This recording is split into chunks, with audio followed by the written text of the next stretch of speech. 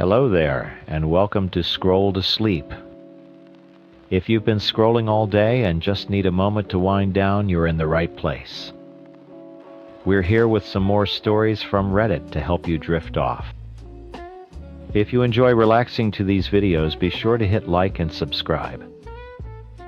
Now, dim your screen, get comfortable, and let's get straight to tonight's stories. Story 1. The last thing I did before leaving for my work trip was check the new gate lock. It was a beast, a heavy-duty deadbolt that clicked shut with the satisfying finality of a bank vault. The fence was 8 feet of solid black aluminum, perfectly code-compliant, and I thought perfectly teenager-proof. The pool shimmered a pristine turquoise jewel I'd sunk half my savings into. My own private oasis. 2 weeks in Chicago for a conference, and then I'd be back to enjoy it. I should have known it was too good to be true. The moment my car pulled into the driveway, 2 weeks later I felt it. A knot in my stomach. The side gate, the one with the brand new lock, was slightly ajar. Not wide open, just enough to scream that something was wrong. I dropped my suitcase on the gravel and walked over. The deadbolt wasn't picked. It was destroyed. The metal around it was warped and splintered like someone had taken a crowbar to it. My backyard looked like a hurricane had hit a frat house. Red Solo cups and beer cans littered the grass, some floating like little plastic buoys in my once pristine pool. A lawn chair was overturned, one of its legs snapped clean off. Cigarette butts were ground into the new patio stones. Someone had even thrown a half-eaten hot dog into one of the skimmers. The whole place reeked of stale beer and chlorine. Rage, cold and sharp, went through me. I didn't even clean up. I walked straight inside, went to my office, and pulled up the security feed on my desktop. The system had 4 HD cameras, all motion activated. The files were all their timestamp. I clicked play on the first one from 5 nights ago. It was like watching a nature documentary, except the animals were a pack of local high schoolers. The first 2 lanky kids in hoodies spent 10 minutes prying at the gate before it finally gave way. Then the floodgates opened. Over 20 of them poured into my yard like it was a public water park. I watched for an hour, fast-forwarding through the grainy nighttime footage. I saw every face. I saw the kid who broke my lawn chair by trying to do a backflip off it. I saw the girl who laughed as she flicked her cigarette into the pool. I saw them all clear as day, their smug, entitled faces illuminated by the pool lights I'd paid a fortune to install. I saved the clips to a thumb drive. I had them. The next morning, I walked into the police station. The town is small, the kind of place where the police mostly deal with parking tickets and lost dogs. The officer at the desk, a guy named Miller with a gut that strained the buttons of his uniform, looked bored before I even opened my mouth. "Can I help you?" he sighed. "I need to file a report," I said, placing the thumb drive on the counter. "Breaking and entering, vandalism, trespassing." Miller picked up the drive and dangled it between his fingers. "Okay. What happened?" I laid it all out. The 2-week trip, the broken lock, the trashed yard, the pool. "It's all on there," I said, pointing to the drive. "HD video. You can see every one of their faces." He didn't seem impressed. He leaned back in his chair, which groaned in protest. "Look, kids do stupid things. They probably saw the new pool and got carried away. You sure you want to make a big deal out of this?" I stared at him. "A big deal? They did thousands of dollars in damage and broke into my property. Yes, I want to make a big deal out of it." "That's your job." His eyes narrowed. "My job is to keep the peace. Dragging 20 kids and their families through the mud over a pool party isn't exactly keeping the peace." "Just watch the video," I said, my voice tight. "Then do your job." He sighed again, a long theatrical exhale. "Fine. Leave it here." We'll take a look when we get a chance. A week went by. Nothing. I called and was told Officer Miller was looking into it. Another week. I called again. Miller was out on patrol. I left a message. He didn't call back. The message was clear they were going to bury this.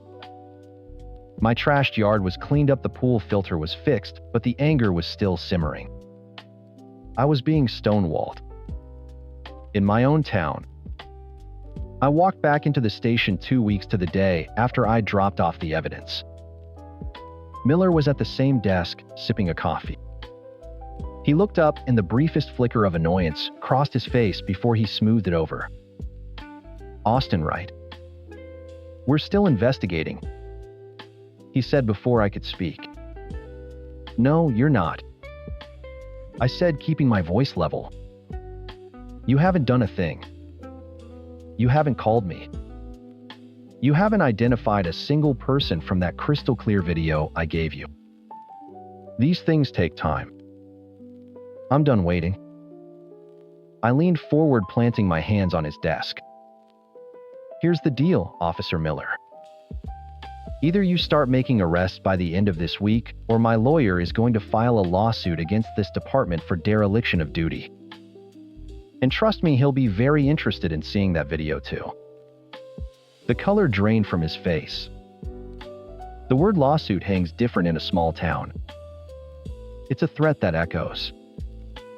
He held up his hands. Okay. Calm down. There's no need for that. Let me make some calls. I walked out of there, feeling a grim sense of satisfaction. It was a bluff. I didn't have a lawyer, but it had worked. And then for another week's silence.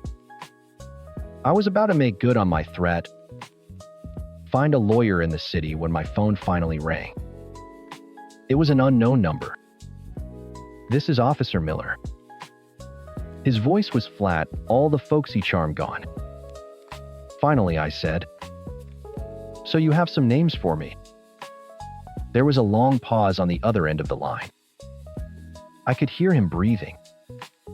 "We've identified a few of them, Austin," he said, slowly, his voice dropping to a low conspiratorial tone. "But look, before we proceed, you need to understand something." Understand what? Another pause. "The thing is," he said, his voice heavy, with warning, "there are some names on this list. Important names. You might want to seriously reconsider how far you want to take this." Important names. I laughed a short, sharp bark of disbelief.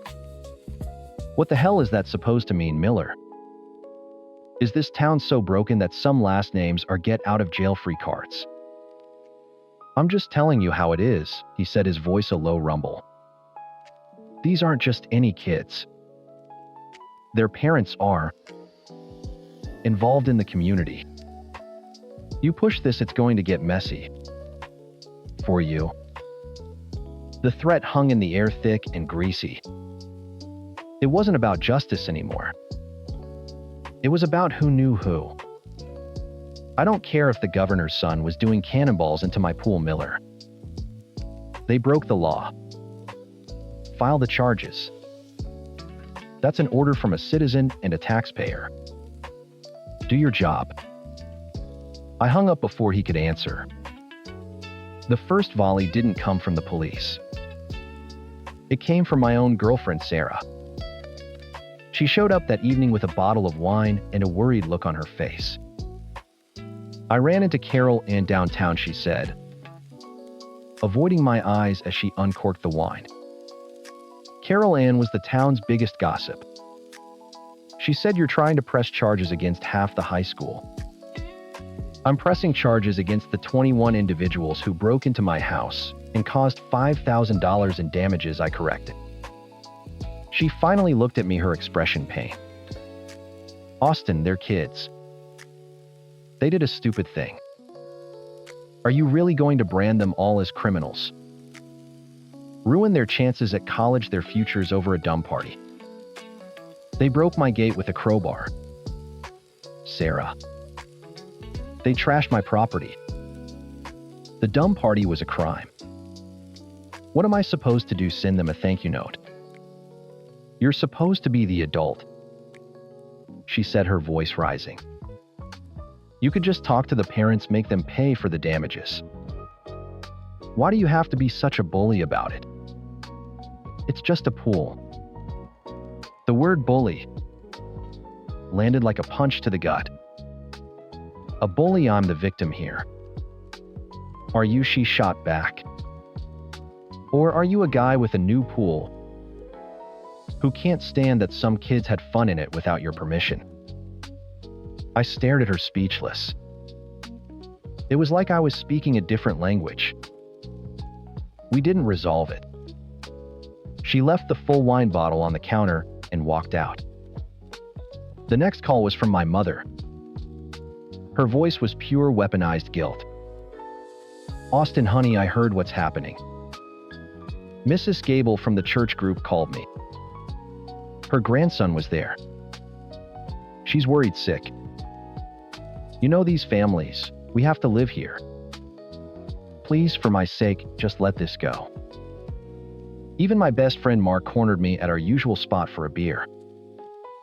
Dude, I get it. You're pissed. But you're going up against the whole town on this. Is this the hill you really want to die on? It felt like the walls were closing in.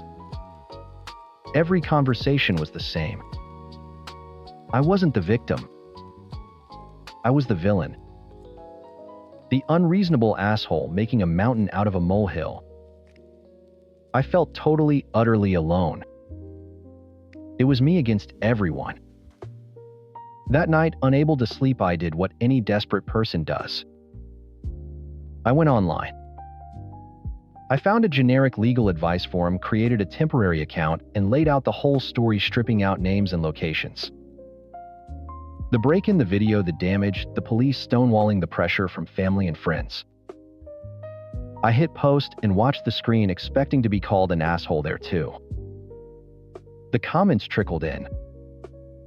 Most were supportive. NTA. Your property, your rules. Call a lawyer and the local news. But then one comment stopped me cold. Asterisk user. Small Town Blues wrote, I guarantee the cops aren't lazy. They're scared. There's a big fish in that group of kids. Mayor's kid, police chief's nephew, something like that. They're not protecting the kids, they're protecting their own jobs. Find out who they are. That's your leverage. Asterisk. The words clicked into place with horrifying clarity. Miller's warning about important names. The coordinated town-wide pressure. It wasn't a random social phenomenon. It was a defense mechanism. The next day, I got a text from a guy I knew from high school, Kevin. He worked for a pool maintenance company, the one I'd hired to fix the filter. Asterisk, hey man, can we talk off the record? Asterisk, we met at a coffee shop in the next town over. He looked nervous, constantly glancing over his shoulder. Look, Austin, I shouldn't be doing this, he started, his voice low. But my boss showed me your security footage to identify what kind of crap was in the skimmer. I saw the kids. I leaned forward. And he took a deep breath. You know Mayor Jenkins' daughter, Ashley. She's the one who was flicking cigarettes into the pool. And the kid who did the backflip off your chair and broke it. That's Jason Thompson. Judge Thompson's kid. It's a who's who of this town's country club roster. There it was.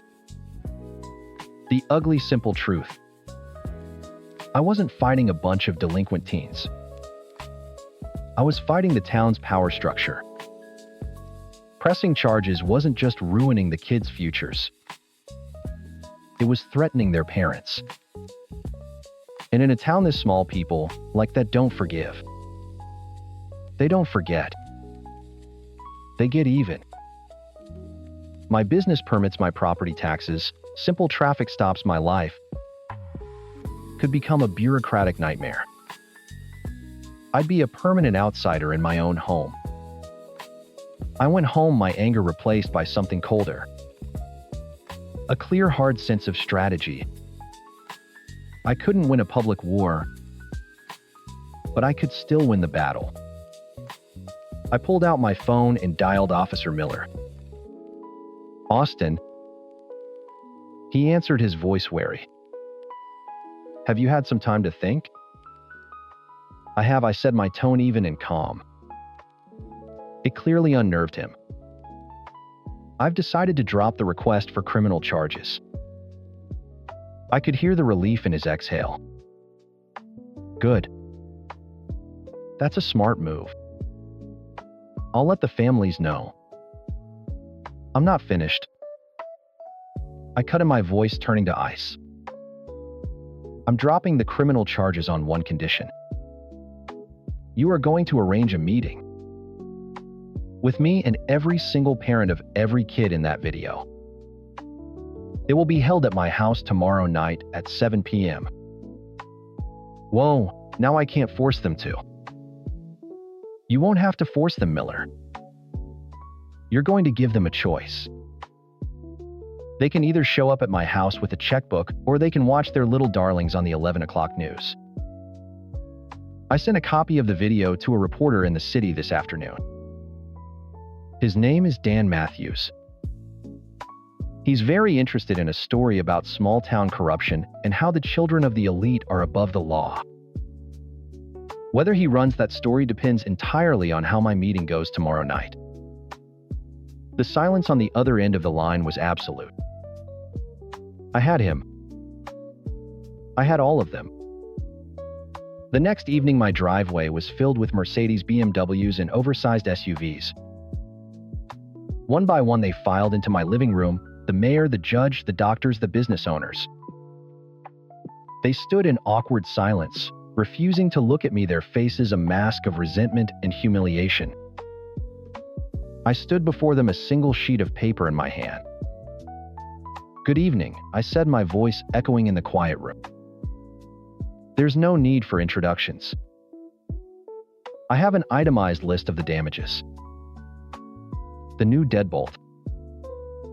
The patio chair. The full drain and cleaning of the pool. The repair of the filtration system. Miscellaneous cleanup. And a $500 inconvenience fee for my time. The total is $6,475. I placed the invoice on the coffee table.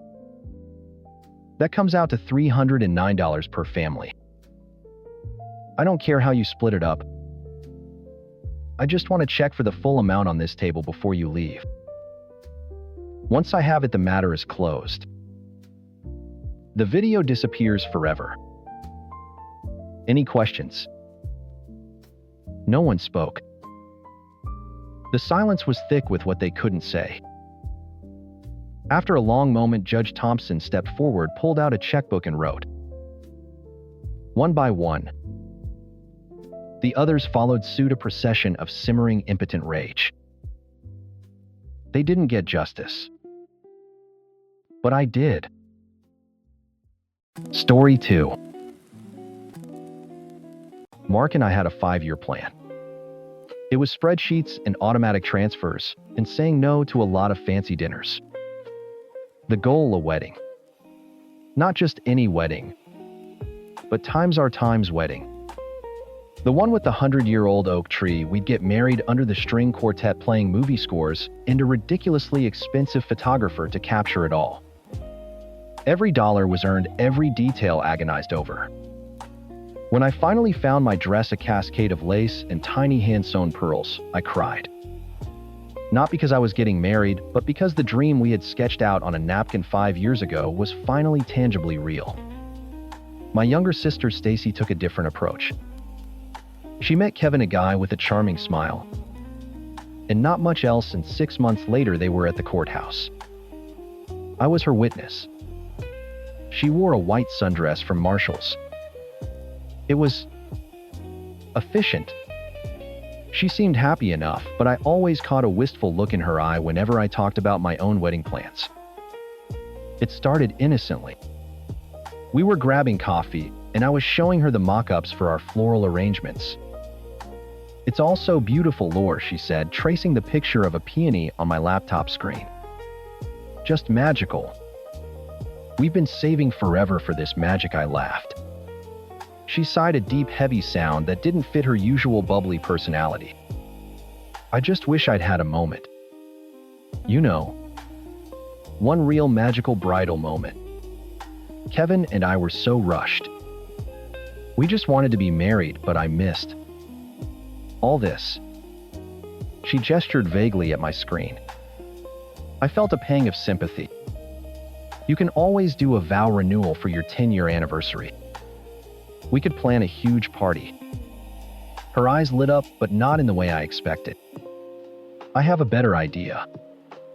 She leaned forward, her voice dropping to a conspiratorial whisper. "What if I just had my moment at your wedding?" I blinked. "What do you mean?" "Like a special dance with Kevin." "No," she said, her grin widening. "I mean, what if I walk down the aisle too, in a dress? You get your turn and then I get mine. A sister act wedding." I burst out laughing. A loud snorting laugh that made the guy at the next table look over. "Oh my God, Stace. That's hilarious. For a second there I thought you were serious." Her smile froze. The light in her eyes flickered and went out. "I am serious, Lauren."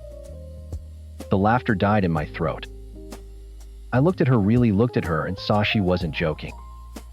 The silence stretched thick and awkward. "Stacy, no. That's not a thing. You can't be a bride at my wedding." "Why not?" She shot back, her voice suddenly sharp.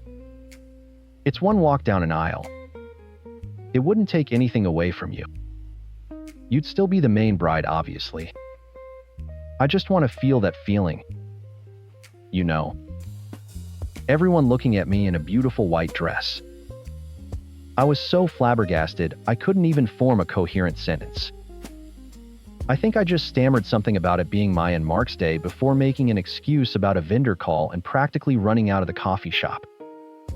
I figured she was having a weird moment. A quarter-life crisis, maybe. I was sure she'd text me later, laughing it off. The text I got an hour later was a picture. It was a screenshot from a bridal website. A simple, elegant A-line gown. The message underneath read times.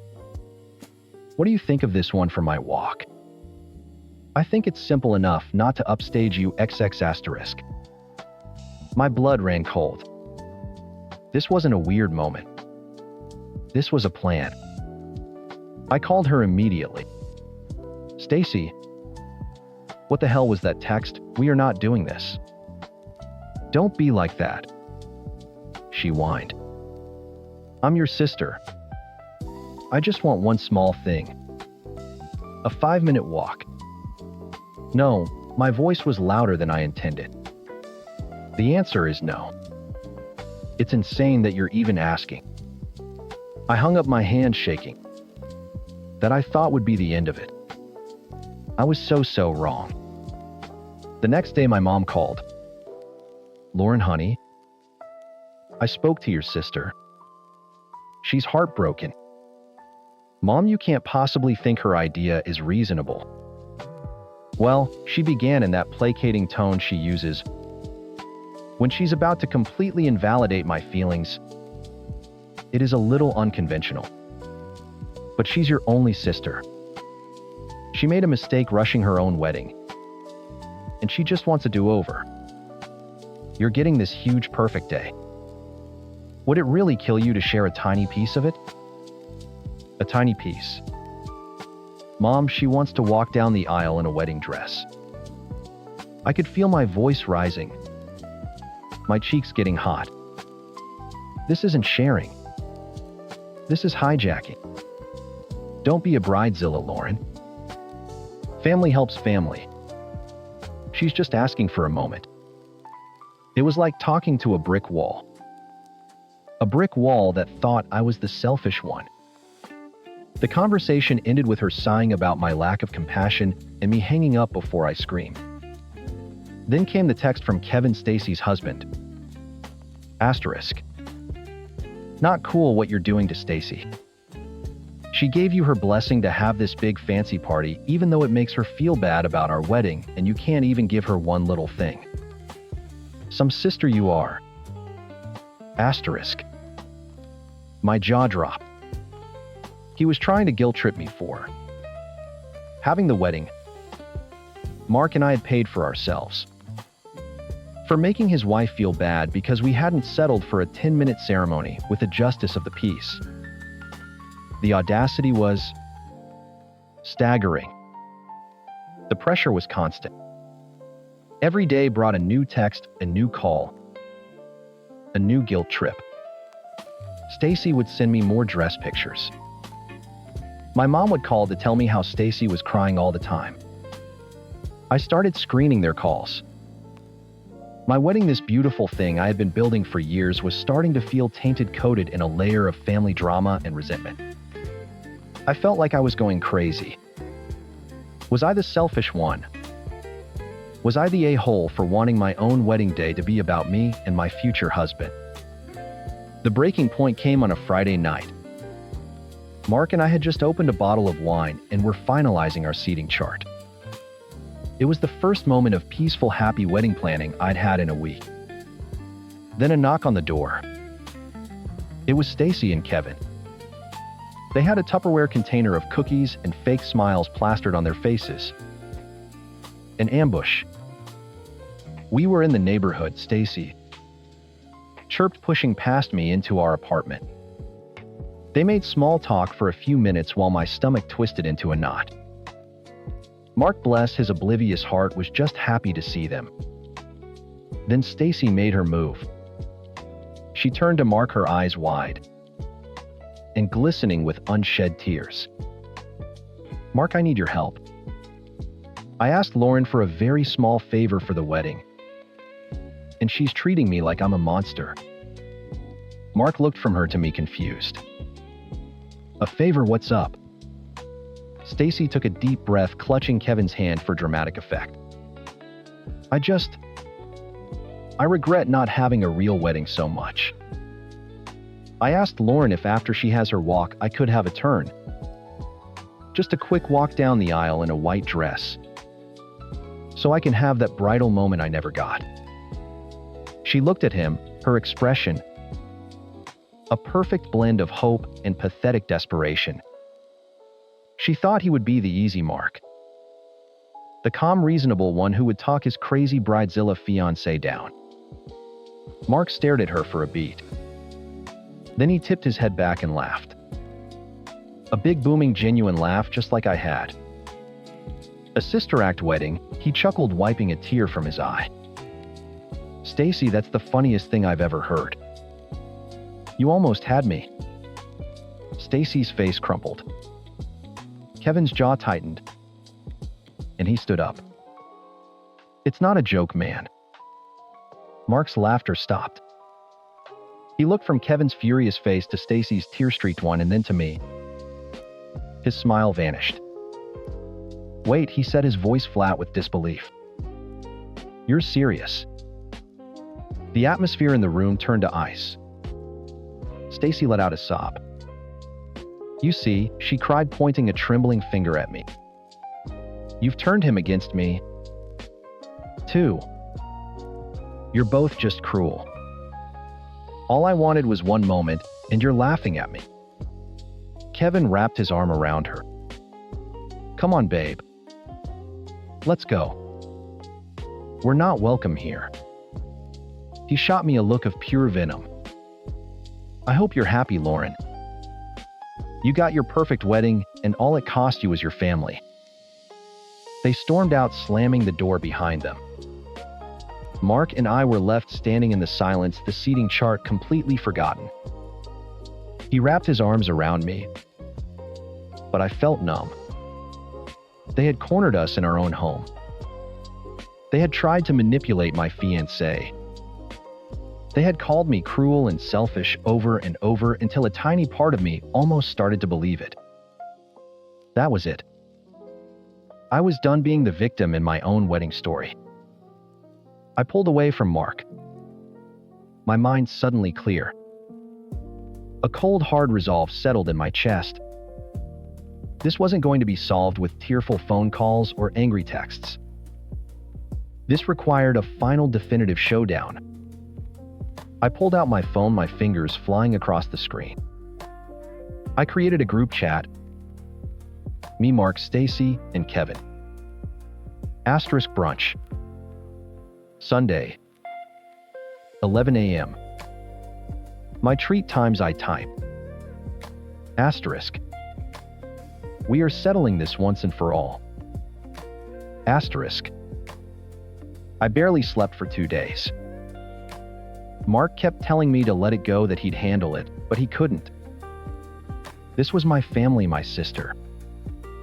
This was my mess to clean up. We got to the brunch spot first. I picked a table on the patio tucked into a corner. It was bright and loud, full of people laughing over mimosas. The opposite of how I felt inside. Stacy and Kevin arrived a few minutes later. He had a proprietary arm around her shoulders, guiding her like a prize fighter. She wouldn't meet my eye. They sat, and a waitress immediately appeared. "Can I get you all started with some drinks?" she asked, chipper and oblivious.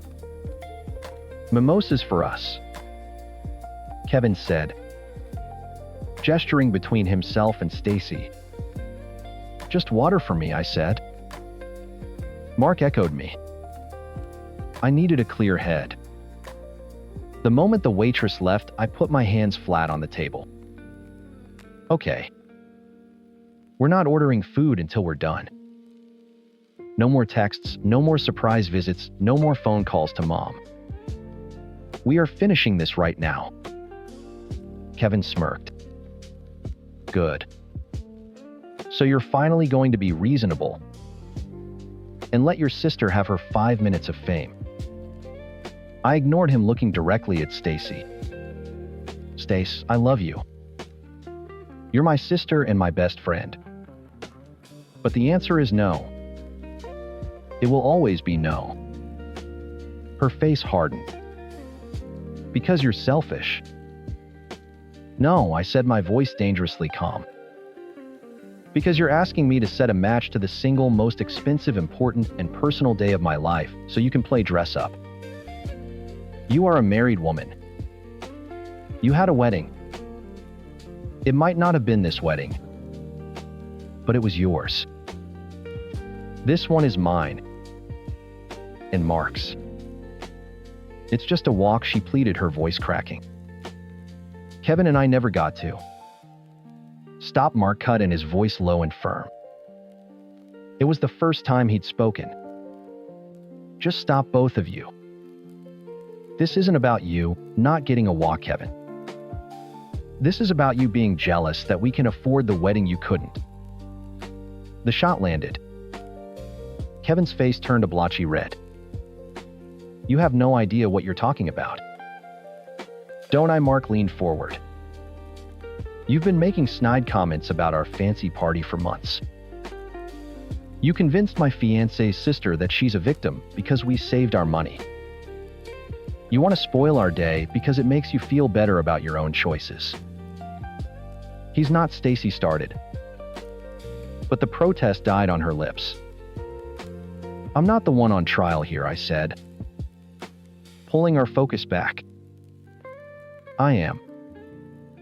Apparently, I'm a cruel, selfish bridezilla. My own mother thinks so. My own sister thinks so. I pulled out my phone and set it on the table. Since my feelings and Mark's feelings didn't seem to matter, I decided to ask for an outside opinion. I'd spent all of Saturday writing it out. Every detail. The request, the dress photos, Mom's phone calls, Kevin's text, the ambush in our apartment. I posted it on Reddit. I wrote down everything that's happened and posted it anonymously online. I said, my voice steady. I asked thousands of complete strangers a simple question. Am I the asshole for not letting my married sister have a second bridal march at my wedding? Stacy stared at the phone like it was a snake. Kevin scoffed. Oh, please. You probably twisted the whole story. I didn't have to, I said, tapping the screen and turning it towards them. I scrolled, letting them see the title, the post, and then the replies. Hundreds of them, then thousands. Asterisk NTA. Your sister and her husband are unhinged. Asterisk. Asterisk. This is the most narcissistic request I have ever heard. Asterisk. Asterisk, uninvite all of them. Your mom, your sister, her leech of a husband. Set fire to the whole relationship. Asterisk.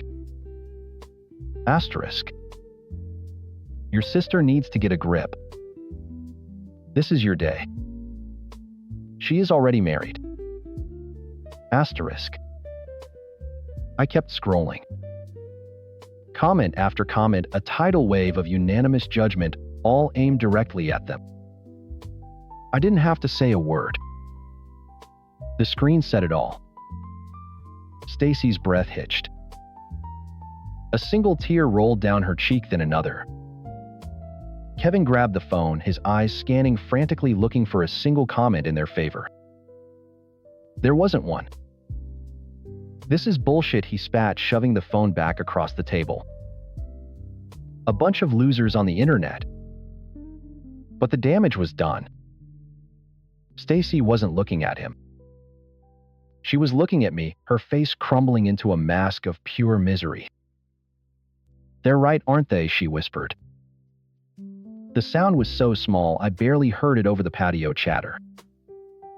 It's insane. The whole thing. She dropped her face into her hands, her shoulders shaking with huge silent sobs. Stacy, babe, don't listen to them, Kevin said, trying to pull her hands away from her face. No, she shrieked, yanking away from him. Her head snapped up, her eyes wild and red-rimmed, and she pointed a shaking finger at him. This was you. This was all you. Kevin looked stunned. What are you talking about? You couldn't stand it, she sobbed. You couldn't stand that Lauren and Mark had this perfect life, this perfect wedding. Every time she'd show me a picture of the venue or the flowers, you'd whisper in my ear later. Doesn't that make you sad? Don't you wish you had that? She should share it with you. You're her sister. She owes you. The confession hung in the air, ugly and raw.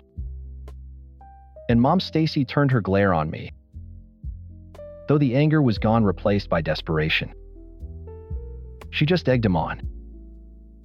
She said I deserved a do-over, and that your wedding was the perfect opportunity. They made me feel so small, Laura. So pathetic for my little courthouse wedding. They made me believe I was entitled to a piece of yours.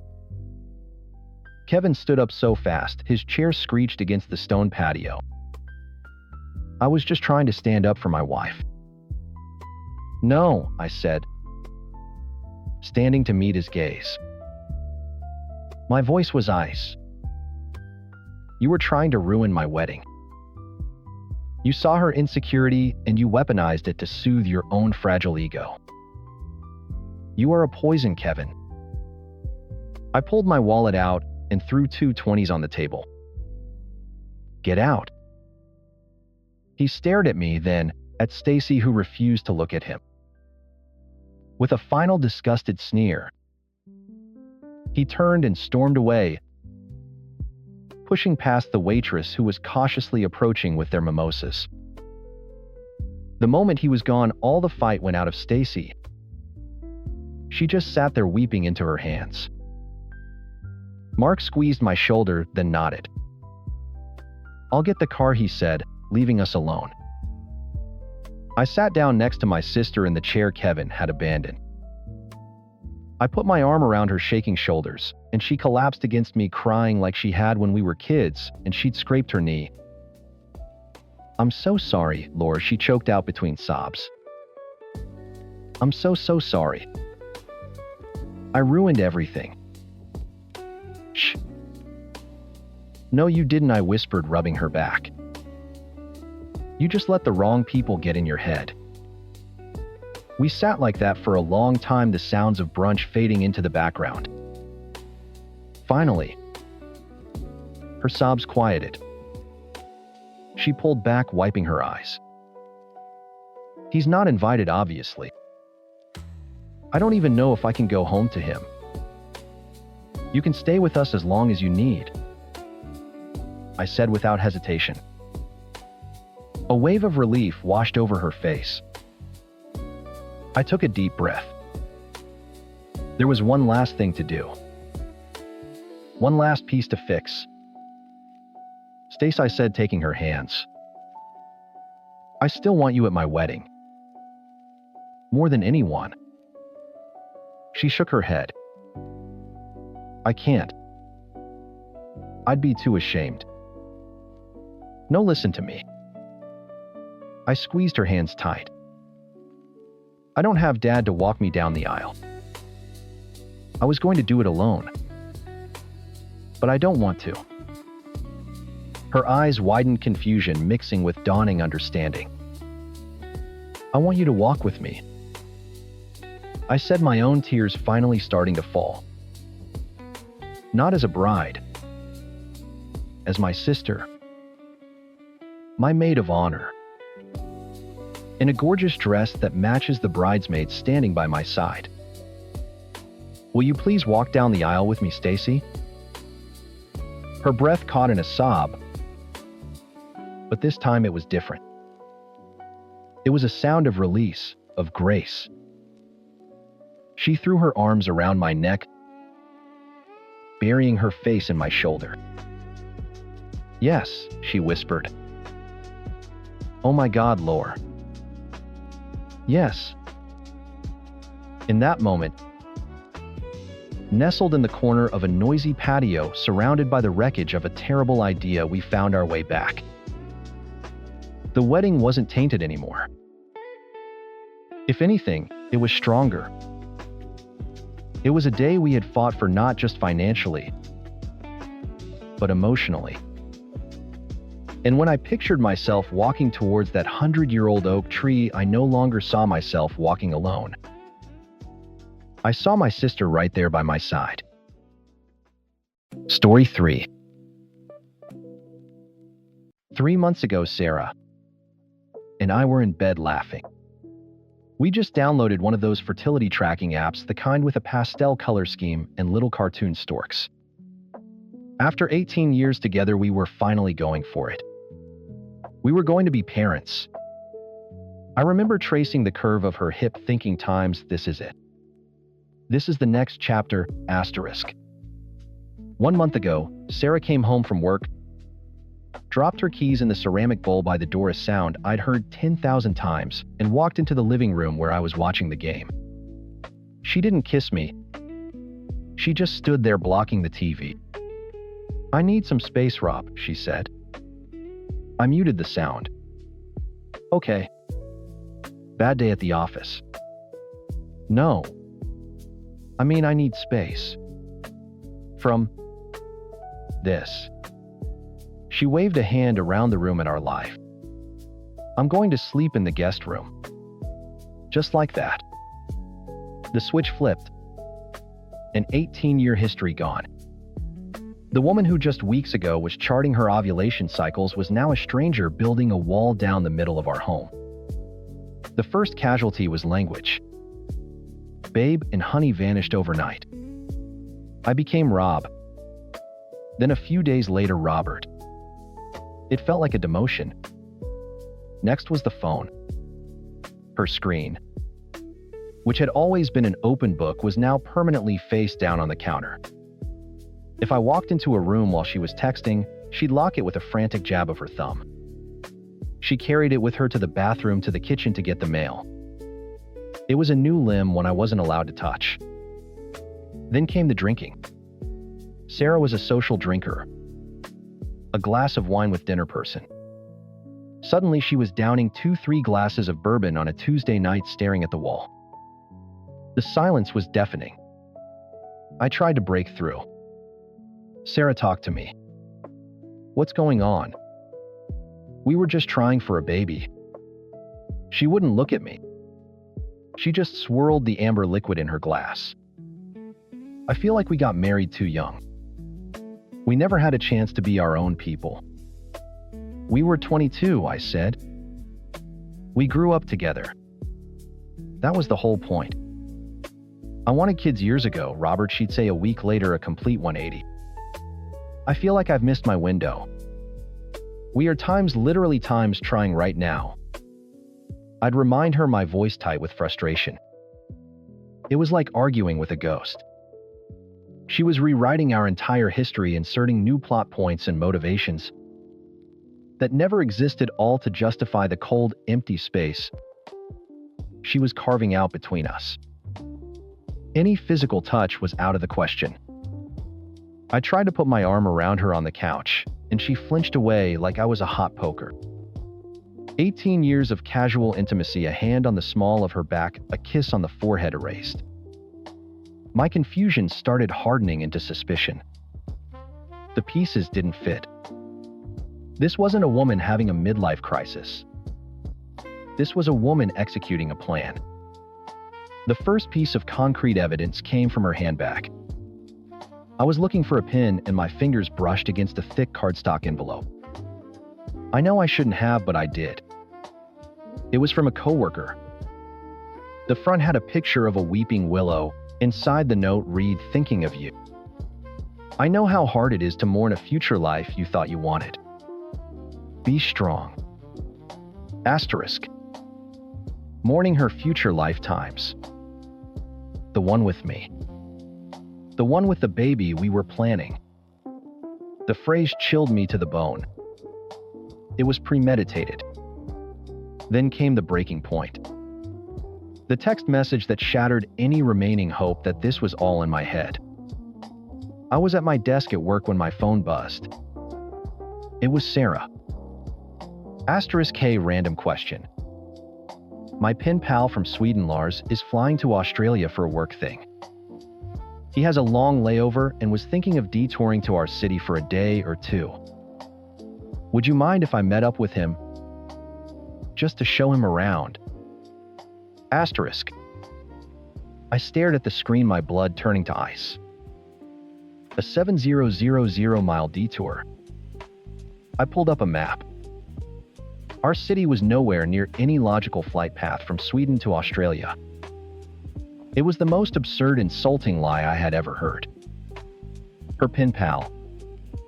She'd mentioned him a few times over the years, some guy she exchanged emails with about Scandinavian literature. An innocent hobby, I'd thought. Now it felt like the key to everything. This wasn't a coincidence. This was an arrival. I texted back a single word times. Fine. Asterisk. 2 weeks later, she announced her own trip. A few of the girls from work and I are going away for a weekend, she said, not making eye contact. Just a little getaway. A cabin, kind of Aspen-like. To clear my head. I knew she was lying. I could feel it in my gut. But I just nodded. Okay. Have fun. The moment she left that Friday, I became a detective in the ruins of my own life. The girls' trip was my window. I started with our joint credit card statement online. The first charge hit Saturday morning. Not a rustic cabin. A 5-star boutique hotel downtown called the Chamberlain. Then came the restaurant charges. A $200 dinner at a French bistro table for two.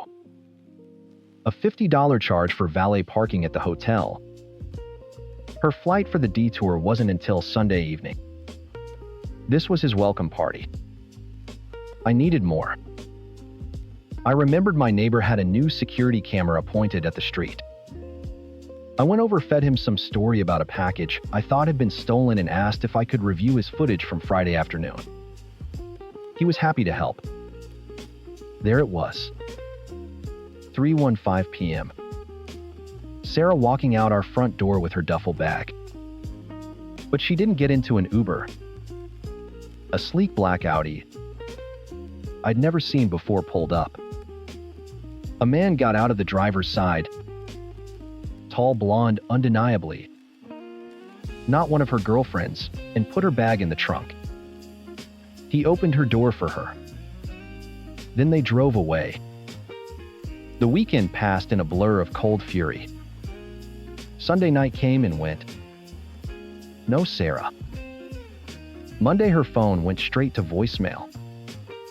On Tuesday I got a text. Asterisk. Hey, we decided to extend the trip a few days. The mountains are just too beautiful. Be home Friday. Asterisk. A weekend trip had become a full week. I didn't reply. I just worked. I ate. I slept in our empty bed. I was a machine functioning on fumes of betrayal. Friday finally came. I knew she'd be home in the afternoon. Before she arrived, I went into the guest room to grab the laundry basket. Her travel bag was on the floor unzipped. Something inside caught my eye. It was a clear plastic case. Inside it, nestled next to her toothbrush, was another one. A man's toothbrush. Dark gray firm bristles. Not a disposable hotel freebie. It was a brand I'd never seen before. It was his. The sheer domesticity of it hit me harder than the hotel receipts or the video footage. The affair wasn't just fancy dinners and secret nights. It was brushing their teeth together in the morning. It was intimate. It was real. I took the toothbrush and placed it in the center of the coffee table in the living room. It looked small and insignificant, but I knew it was a grenade. I sat on the couch, my hands resting on my knees, perfectly still. I wasn't sad anymore. The anger had burned itself out, leaving behind something cold and clear. Resolution. I waited. An hour later, I heard the sound I'd been waiting for. The crunch of tires on the gravel driveway. A car door slamming shut. Then the jingle of keys at the front door. The deadbolt slid back with a heavy final sounding times thunk asterisk. The doorknob began to turn. The door opened and Sarah walked in, dropping her duffel bag with a weary sigh. She was tanned, her hair lighter from the sun. She looked relaxed. Happy. Hey, she said, forcing a smile that didn't reach her eyes. I'm back. God, the traffic was insane. She started to walk toward the kitchen, but stopped when she saw me on the couch. Then her eyes drifted down to the coffee table, to the single dark gray toothbrush sitting in the middle of the polished wood. She froze. For a full 10 seconds, she said nothing. Her brain was whirring, trying to calculate the odds to formulate a lie. What's that? She finally asked, her voice a little too high. I was hoping you could tell me, I said. My own voice was steady calm. It felt like it belonged to someone else. It's a toothbrush, Robert. Obviously. She walked over, picked it up, and examined it with feigned curiosity. I must have picked it up at the hotel. You know, a spare. The Chamberlain doesn't give out $50 electric toothbrushes as spares, Sarah. And they certainly don't have valet receipts for two from Le Rêve Bistro. I gestured to a small stack of papers next to where the toothbrush had been. Or charges for room service champagne at 2 a.m. on a Saturday. The color drained from her face. Her mask of breezy indifference shattered. You went through my things. You spied on me. I confirmed my suspicions. Her eyes narrowed. The victimhood was gone, replaced by a flash of defiance. Why are you so angry? It's not like we've been in a good place. I almost laughed. The sheer audacity of it was breathtaking. A month ago, you were tracking your ovulation cycle on a fertility app with me. A times ago. Don't you dare pretend this is some long, slow drift apart. This was a demolition. Planned and executed. We were separated. She shot back, her voice cracking. I told you I needed space. We were sleeping in different rooms. There it was. The justification she had constructed in her head, the lie she would tell herself and everyone else. The legal loophole for her conscience. No, Sarah, I said, standing up. I was taller than her. And for the first time in a long time, I felt it. You times were separated. I was just your roommate while you waited for your boyfriend to fly 7,000 miles. She flinched as if I'd slapped her. The word boyfriend hung in the air between us, ugly and undeniable. She had no defense left. The lies had run out. She just stood there clutching the toothbrush in her fist like a weapon she'd forgotten how to use. Get out of my way, Robert. She whispered, brushing past me towards the guest room. She slammed the door, and the sound echoed through the silent house. I didn't follow her. I didn't shout. I just stood there in the living room, surrounded by the ghosts of our life together. The anger was gone. The hurt was gone. All I felt was a profound, hollow clarity. It was over. It had been over for weeks. I was just catching up. The next morning, I woke up before she did.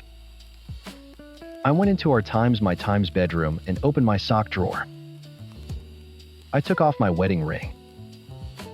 The white gold was warm from my skin. For 18 years, it hadn't left my finger. I looked at the pale, untanned line it left behind. A scar from a life that was no longer mine. I dropped it in the drawer and closed it. I made coffee and sat at the kitchen table. I Googled best divorce lawyer in the city and made a call. I booked a consultation for the following afternoon. It was all remarkably simple, a series of administrative tasks to dismantle a life. When Sarah finally emerged from the guest room, her eyes were puffy. She avoided looking at me, busying herself with the kettle as if it were the most important task in the world. She was waiting for me to yell, to cry, to beg. She needed me to be the villain, the hysterical, controlling husband, so she could be the victim who was driven into another man's arms. I refused to give her the satisfaction. I have a call with a lawyer tomorrow, I said calmly, taking a sip of my coffee. I'll be filing. We need to figure out the logistics of you moving out. She spun around, her face a mask of disbelief. A lawyer already? You're not even going to try to talk about this. What is there to talk about, Sarah? You made your choice. You had a week-long romantic getaway with another man while you let me think you were on a girl's trip. You brushed your teeth with him. The talking phase is over. For the next 2 weeks, we lived as ghosts. Polite, silent roommates who communicated via text message if absolutely necessary. I watched her not with anger or sadness anymore, but with a kind of morbid curiosity. I saw her on her phone constantly, a small secret smile on her face. She was texting him. Lars. Sometimes I'd hear her on the phone in the guest room. Her voice low and happy, speaking in a way she hadn't spoken to me in years. It didn't hurt. It was just information. It was confirmation that I'd done the right thing. This wasn't a mistake she'd made. It was a future she'd chosen. The hardest part was telling people. I started with my parents, then hers. I kept it simple, factual. Sarah and I are getting a divorce. She had an affair. Her parents were mortified. Mine were furious. The narrative she wanted of two people who simply grew apart was dead on arrival. I made sure of it.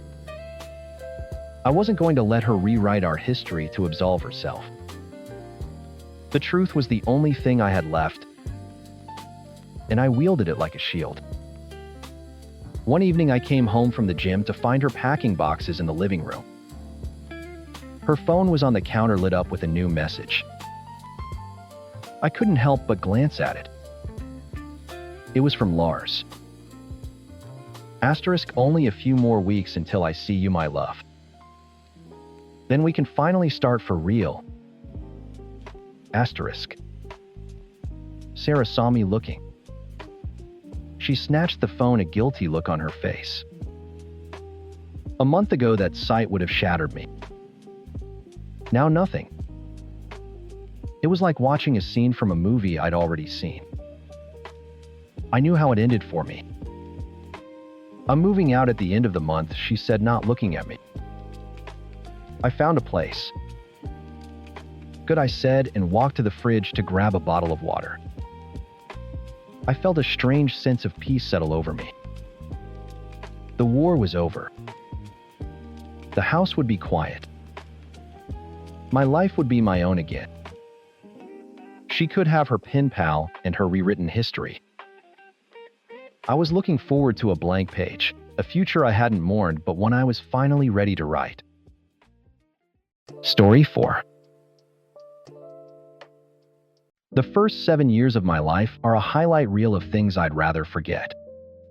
Dad stinking of cheap whiskey teaching me how to roll a cigarette for him because his hands were shaking too bad.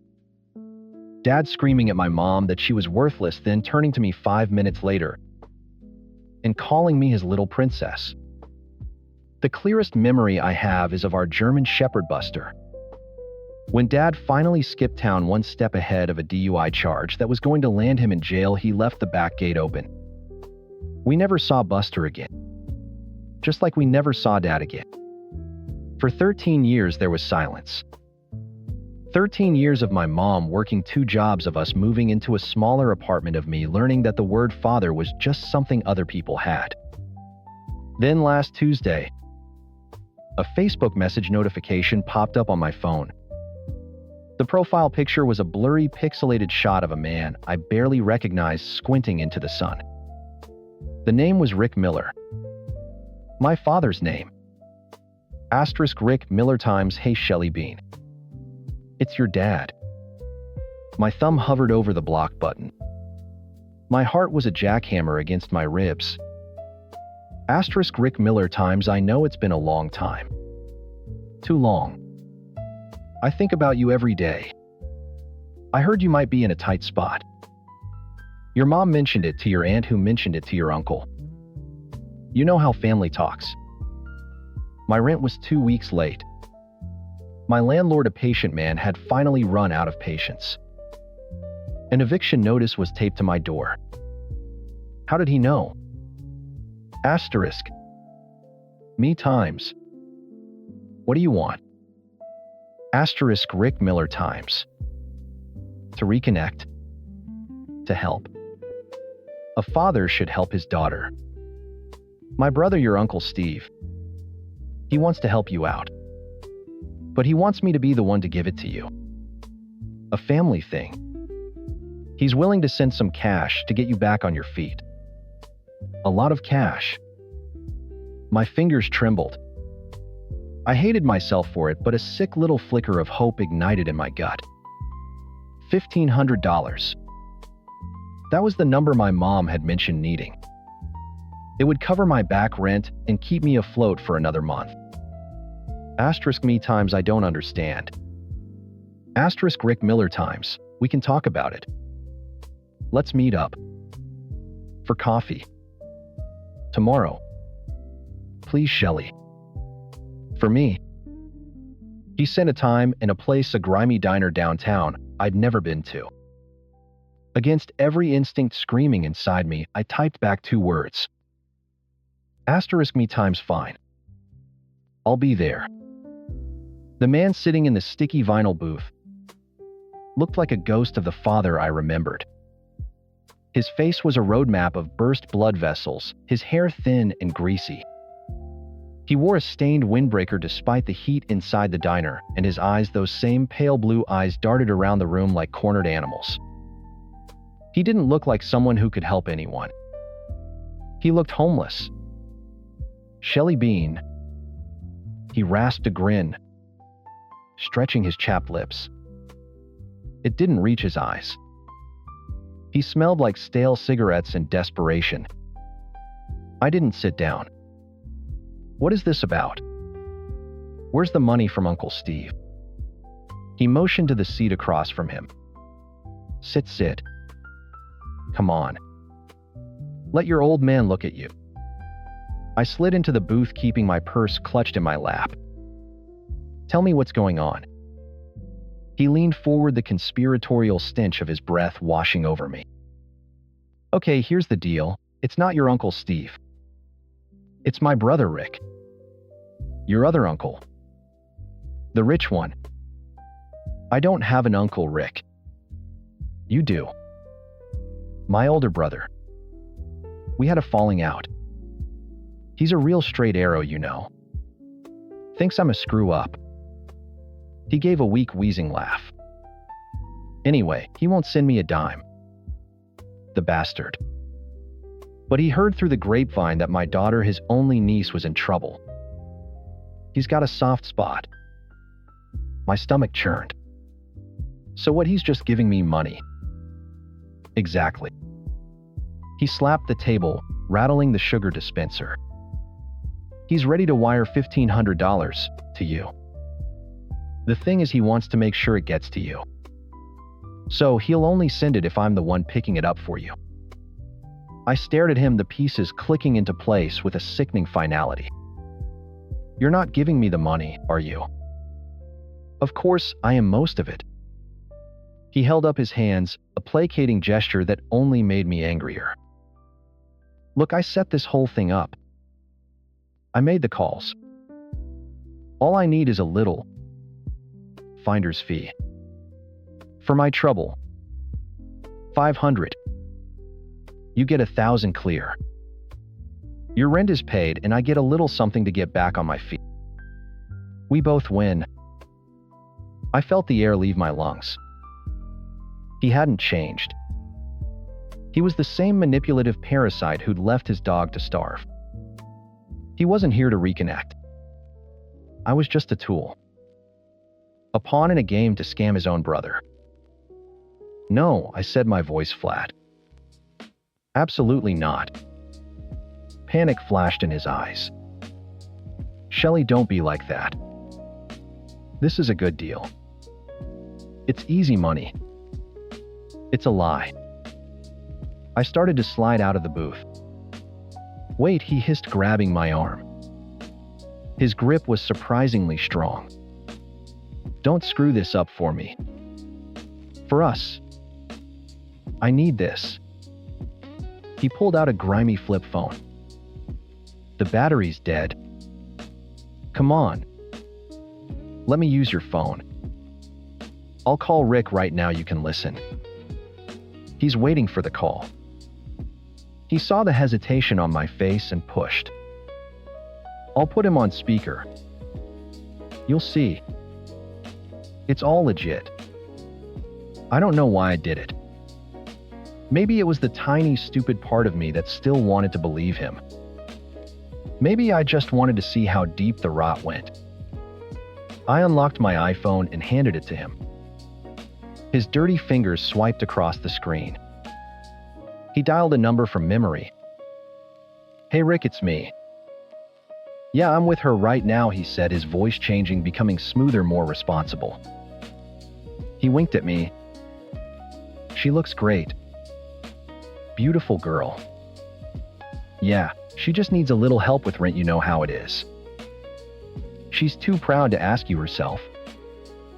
You're a lifesaver, bro. A real lifesaver. He listened for a moment, nodding. Okay. Western Union, got it. You'll text me the tracking number, the MTCN, perfect. No, I'll pick it up. She's got class, doesn't want to be seen in a place like that. I'll bring the cash right to her. Yeah. Love you too, bro. He hung up and handed the phone back to me, a triumphant smirk on his face.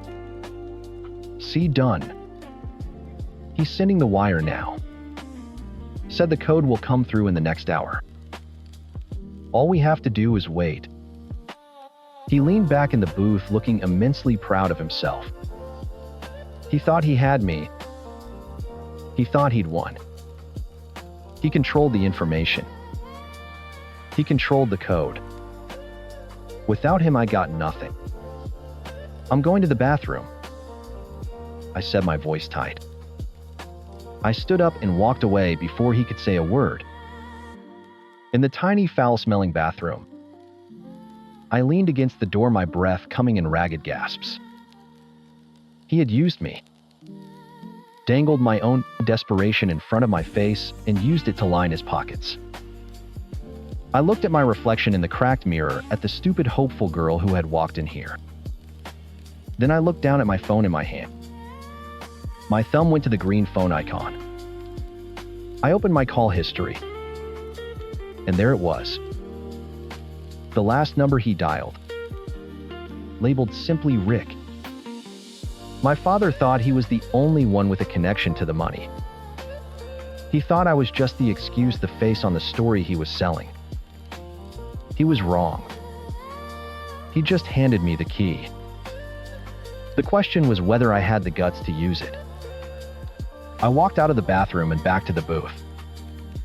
He was scrolling through my photos, a greasy thumbprint smudging the screen. He looked up, grinning as if we were sharing a pleasant family meal. Just looking at my little girl, he said, sliding the phone across the table. I took it, my hand steady. The code didn't come through yet. Patience, Shelley Bean. Good things come to those who wait. I didn't wait. I stood up. I have to go. Work. It was a lie. I was unemployed.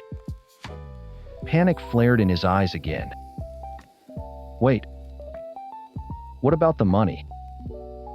Text me when you have the code, I said, turning my back on him and walking out of the diner. I didn't look back. I knew what I'd see, a pathetic, cornered old man, his one big score slipping through his fingers. I spent the rest of the day in a numb haze, the phone feeling like a hot coal in my hand. I stared at the number in my call log.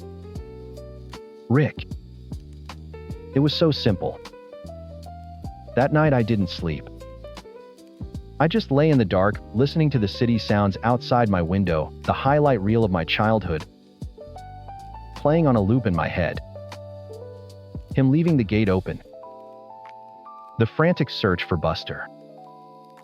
The silence that followed. By morning, the numbness was gone. It had hardened into something cold and clear. Resolve. I made coffee, sat at my small kitchen table, and tapped the number. It rang twice before a man answered, his voice calm and professional. Hello. Is this Rick? I asked, my own voice surprisingly even. It is. Who's this? I took a breath. My name is Shelley Miller. I'm Rick Miller's daughter. I think you spoke to him on my phone yesterday. There was a pause on the other end. Shelley? Yes. Of course. Is everything all right? Did you get the help you needed? Here it was. The moment of truth. I could have just asked for the number, but I wanted him to know. I wanted the truth out there, undeniable. That's why I'm calling, I said. My father is trying to take $500 of the money you sent for me. He calls it a finder's fee. He won't give me the tracking number unless I agree to it. The silence on the line was heavy. I could almost hear him processing 13 years of his brother's bullshit confirmed in a single sentence. That son of a bitch, he finally said, his voice low and tight with anger. I should have known. Shelley, I am so sorry. I am so sorry he put you in the middle of this. It's not your fault, I said. And I meant it. No, it's not. He was typing something. I'm texting you the MTCN right now. And the exact amount so they don't give you any trouble. You go get it. All of it. It's yours. My phone buzzed. A text message with a string of numbers appeared. Thank you, I whispered. You thanked me by getting your rent paid. And never letting that man use you again, he said. You hear me? I hear you. The Western Union was tucked inside a dingy check cashing place that smelled of stale air and desperation. It was exactly the kind of place my father would feel at home. I walked up to the plexiglass window, pushed my ID and the tracking number under the slot, and held my breath. The woman on the other side typed for what felt like an eternity. She squinted at her screen, then at me. Finally, she fed a stack of bills into the counting machine. The whirring sound was the most beautiful thing I'd ever heard. She pushed 15 $100 bills through the slot. Have a nice day, she said, already looking past me to the next person in line. I tucked the cash into my purse, my fingers trembling as I snapped it shut. I walked out into the bright sunlight feeling 10 pounds lighter. I had done it. As if on cue, my phone started ringing. Dad. I let it go to voicemail. I walked the 10 blocks to my apartment building. On the way, my phone buzzed again. And again. By the time I reached my landlord's office on the first floor, I had 4 missed calls and 3 new voicemails. I ignored them, knocked on the door, and handed over a stack of $100 bills. The relief on his face was second only to my own. Back in my apartment, I finally sat down and opened my voicemail. The first message was him trying to sound casual. Asterisk, Shelley Bean, hey, it's Dad. Just got the code. Call me back when you get this. Let's go get our money. Asterisk. The second was 30 minutes later. His voice was tight, irritated. Asterisk, Michelle, I'm at the Western Union. The clerk's telling me the money's already been picked up. What the hell did you do? This isn't funny. Call me now. Asterisk. The third one was pure uncut venom. The man from the diner was gone, replaced by the monster from my childhood. Asterisk. You little bitch, you went behind my back. You stole from me. After everything I did for you. Setting this all up. You think you're so smart. You're nothing but a worthless little tramp. Just like your mother. You will regret this. You hear me? You will regret this asterisk. I didn't feel scared. I didn't feel sad. I felt nothing but a profound sense of finality. He'd confirmed it all.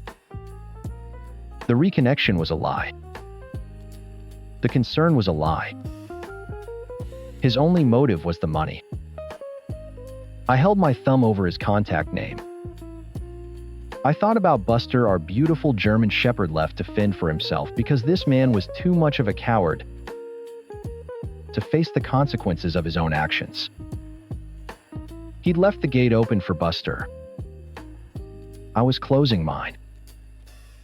I pressed block this caller. Then I deleted the number, the messages, the voicemails. I wiped every trace of him from my life. I pulled out my phone one last time and sent a text to the number labeled Rick. Asterisk me, I got it. Paid my rent. Thank you doesn't even begin to cover it. Asterisk. His reply came back almost instantly. Asterisk Rick. The only thing I'm sorry about is that it took so long for us to connect. The door's always open, Shelley. No strings attached. Asterisk. I smiled. A real smile. It felt like I just traded a ghost for a future. The $1,500 in my bank account was more than just rent money. It was the price of my freedom. And it was the best money I never had to spend. Story 5. You know you're way too good looking to be with me, right? I looked up from my beer watching Clara stir her cocktail with a tiny plastic sword. We were at our usual corner spot, the one with the sticky tables and the good jukebox. It was our 3rd anniversary. Don't start that, I said, trying to keep my voice light. I'm serious, she said, not looking at me. Look at you. And then look at me. It doesn't add up. This was her favorite song. She played it on repeat. For 3 years, I'd been hearing some version of it. I was a decent-looking guy, I guess. Stayed in shape. But Clara was beautiful. The problem was she was the only person who didn't see it. Her insecurity was a third person in our relationship. A ghost that sat between us at dinner, that climbed into our bed at night. It adds up because I love you, I said, reaching for her hand. And you're gorgeous. Can we just have a good night? She let me take her hand, but her grip was limp. All those girls in your DMs probably think so too. I pulled out my phone, unlocked it, and handed it to her. Go ahead. Look. She didn't take it. I don't need to look. Then stop talking about it. There's nothing there. There's never been anything there. I'd scrubbed my life clean for her. When we first got serious, I saw how nervous my female friends made her, so I let those friendships fade. It wasn't worth the fights. My Instagram was a digital monastery dedicated to pictures of her, my dog, and the occasional sunset. If a woman I didn't know messaged me, I'd show Clara before blocking them. I gave her my passwords. My phone was an open book. It wasn't enough. It was never enough. The proof of my loyalty just became proof of my deception. You're just really good at hiding it, she'd say after I proved her latest suspicion wrong. It was a snake eating its own tail. A few weeks later, I was grilling burgers on the small balcony of our apartment. My phone buzzed on the patio table. It was a text from Mark. Asterisk. Dude, you see that trade? We're screwed. Asterisk. I was typing back when Clara slid the glass door open. Her eyes weren't on me. They were locked on the phone in my hands. Who are you texting? Mark, I said, holding the screen up. He's losing his mind about the draft. She walked over, picked up the phone, and scrolled up. Her jaw was tight. She was searching, hunting for a crack in the story. She scrolled through weeks of texts, fantasy football trash talk links to stupid videos, plans to grab a beer. Finding nothing, she put the phone down harder than necessary. You know, she said, her voice dangerously quiet. You always angle your phone away from me when you text. When I'm just texting. I flipped a burger, the smoke stinging my eyes. There's no angle, Clara. It's a phone. It's fine, she said, turning to go back inside. I'm just saying what I see. The accusation hung in the air thick as the charcoal smoke. I wasn't just texting a friend. I was performing a secret act. I was a conspirator. I spent the rest of the evening feeling like a criminal on probation, making sure my phone was always face up on the table, a silent offering to her paranoia. The escalation was a slow boil. It was me talking to the friendly barista for 10 seconds too long. It was liking a group photo on Facebook that had a woman in it. It was coming home from the gym 15 minutes late because of traffic. Each instance was a new piece of evidence for a crime I wasn't committing. My entire life was a defense exhibit, and she was the prosecutor, judge, and jury. I love you, she'd say, crying after a fight. I'm just so scared of losing you. You're not losing me, I'd say, holding her. You're the one pushing me away. Then came last night. Mark called me, and he was a wreck. His dad was back in the hospital, the prognosis grim.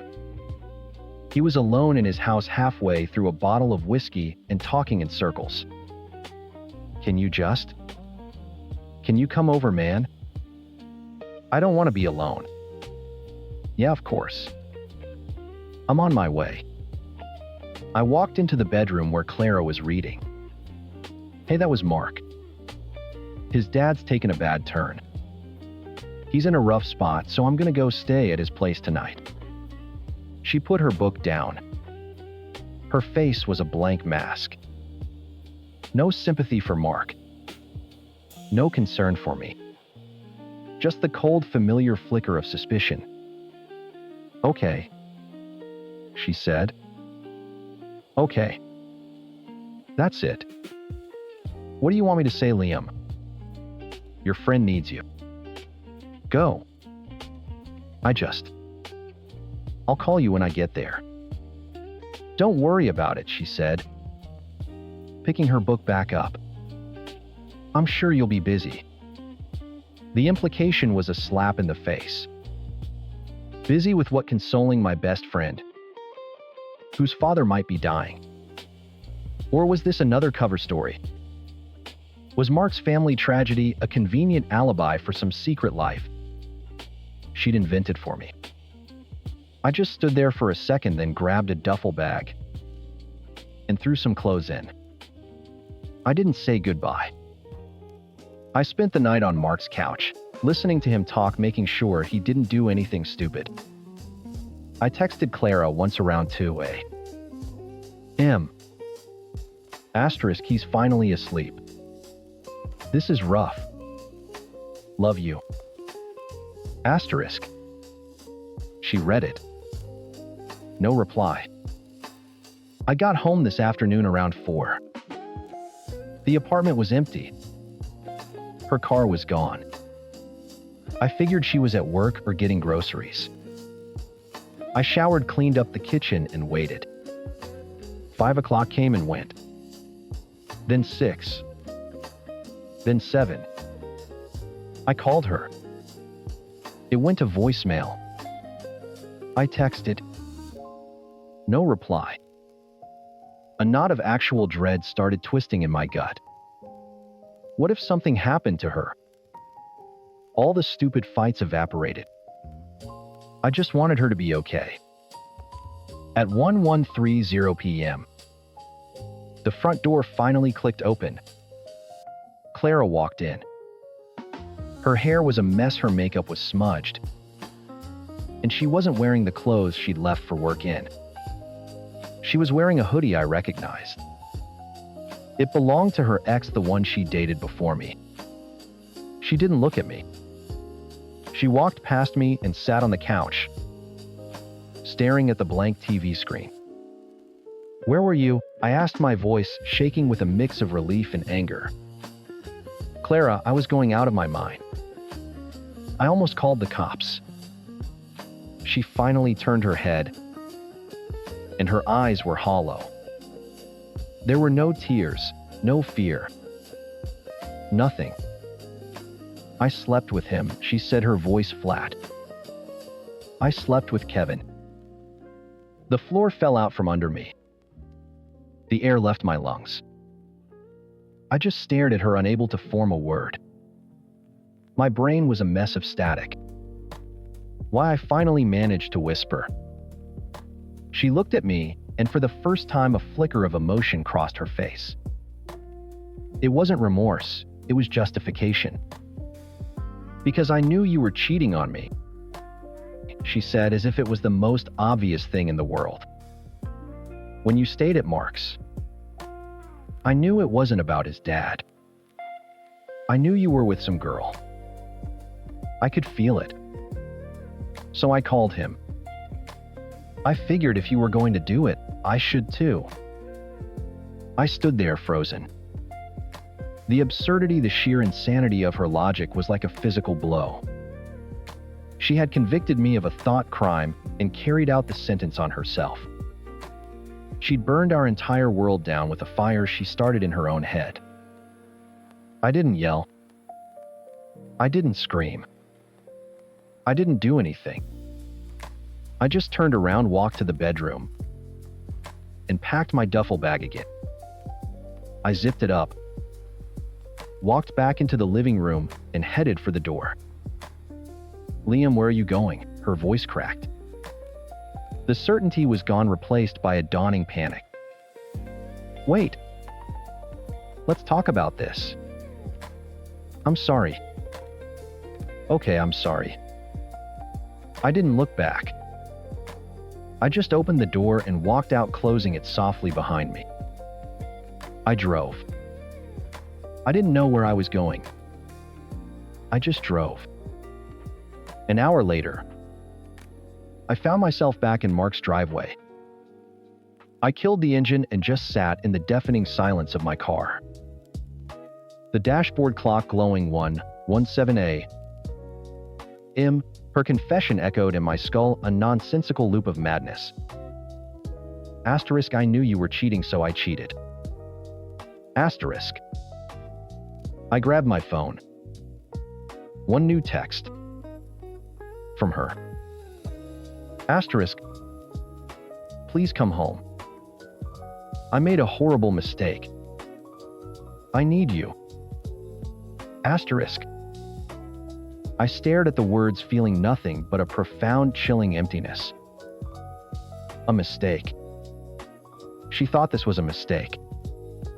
She didn't get it. She didn't get it at all. But I did. After 3 years of suffocating under the weight of her fears, I finally understood everything with perfect, gut-wrenching clarity. I put the car in park, got out, and walked up to Mark's front door. I had to get some sleep because tomorrow I was going back to the apartment. And I knew exactly what I was going to say. I slept maybe 2 hours on Mark's couch, but I woke up feeling rested. The anxiety that had been a constant hum in my chest for 3 years was gone. In its place was a cold, hard clarity. It was like finally seeing the bottom of a murky lake. I let myself into our apartment without a sound. It was just after 9 in the morning. She was on the couch wrapped in a blanket, looking like she hadn't moved all night. Her eyes were red and puffy. Empty coffee cup on the floor. She shot to her feet when she saw me. Liam. Oh my God, you came back. She moved to hug me, but I put a hand up. A simple, flat gesture. It stopped her dead. I didn't come back, I said. My voice was even. I came to talk. Relief washed over her face, quickly followed by a practiced look of contrition. I know. Liam, I am so sorry. I was so sure. With everything with how you were acting, I just built it up in my head. I just stood there, my duffel bag still slung over my shoulder, and let her talk. It meant nothing, she pleaded, tears welling up again. Kevin, meant nothing. It was a mistake. A stupid, horrible mistake because I was hurting and I thought you were hurting me. We can get past this. I know we can. I'll do anything. I'll go to therapy. Her voice trailed off. She was waiting for me to say something. To yell, to cry, to do anything other than just stand there watching her like she was a stranger. Are you done? I asked. The question stunned her into silence. Good, I said, taking a slow step forward. I looked around the apartment we'd built together. The photos on the wall. The stupid throw pillows she loved. All of it felt like a set from a movie about someone else's life.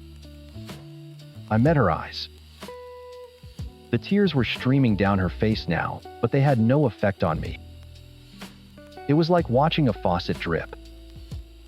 For 3 years, I began, my voice low and devoid of any heat. You've been telling me the same thing over and over again. She flinched, knowing where this was going. Liam, don't. You kept saying I was out of your league. You kept saying I was too good for you. You were so convinced there was no way a guy like me could ever be faithful to a girl like you. I took another step. We were only a few feet apart now. I tried to convince you that you were wrong, I said. I gave up friends. I gave you my passwords. I lived my life in a glass box so you could feel secure. And it was never enough. Because the truth is, you didn't want to be convinced. Her face crumpled. That's not true. It is true, I said, cutting her off with surgical precision. You needed it to be true. Because if I was secretly a cheater, it made us even. It made sense. I paused, letting the words hang in the dead air between us. So I'm here to tell you something. I looked right through her. You know, you were right. I am way out of your league. The words hit her harder than a slap.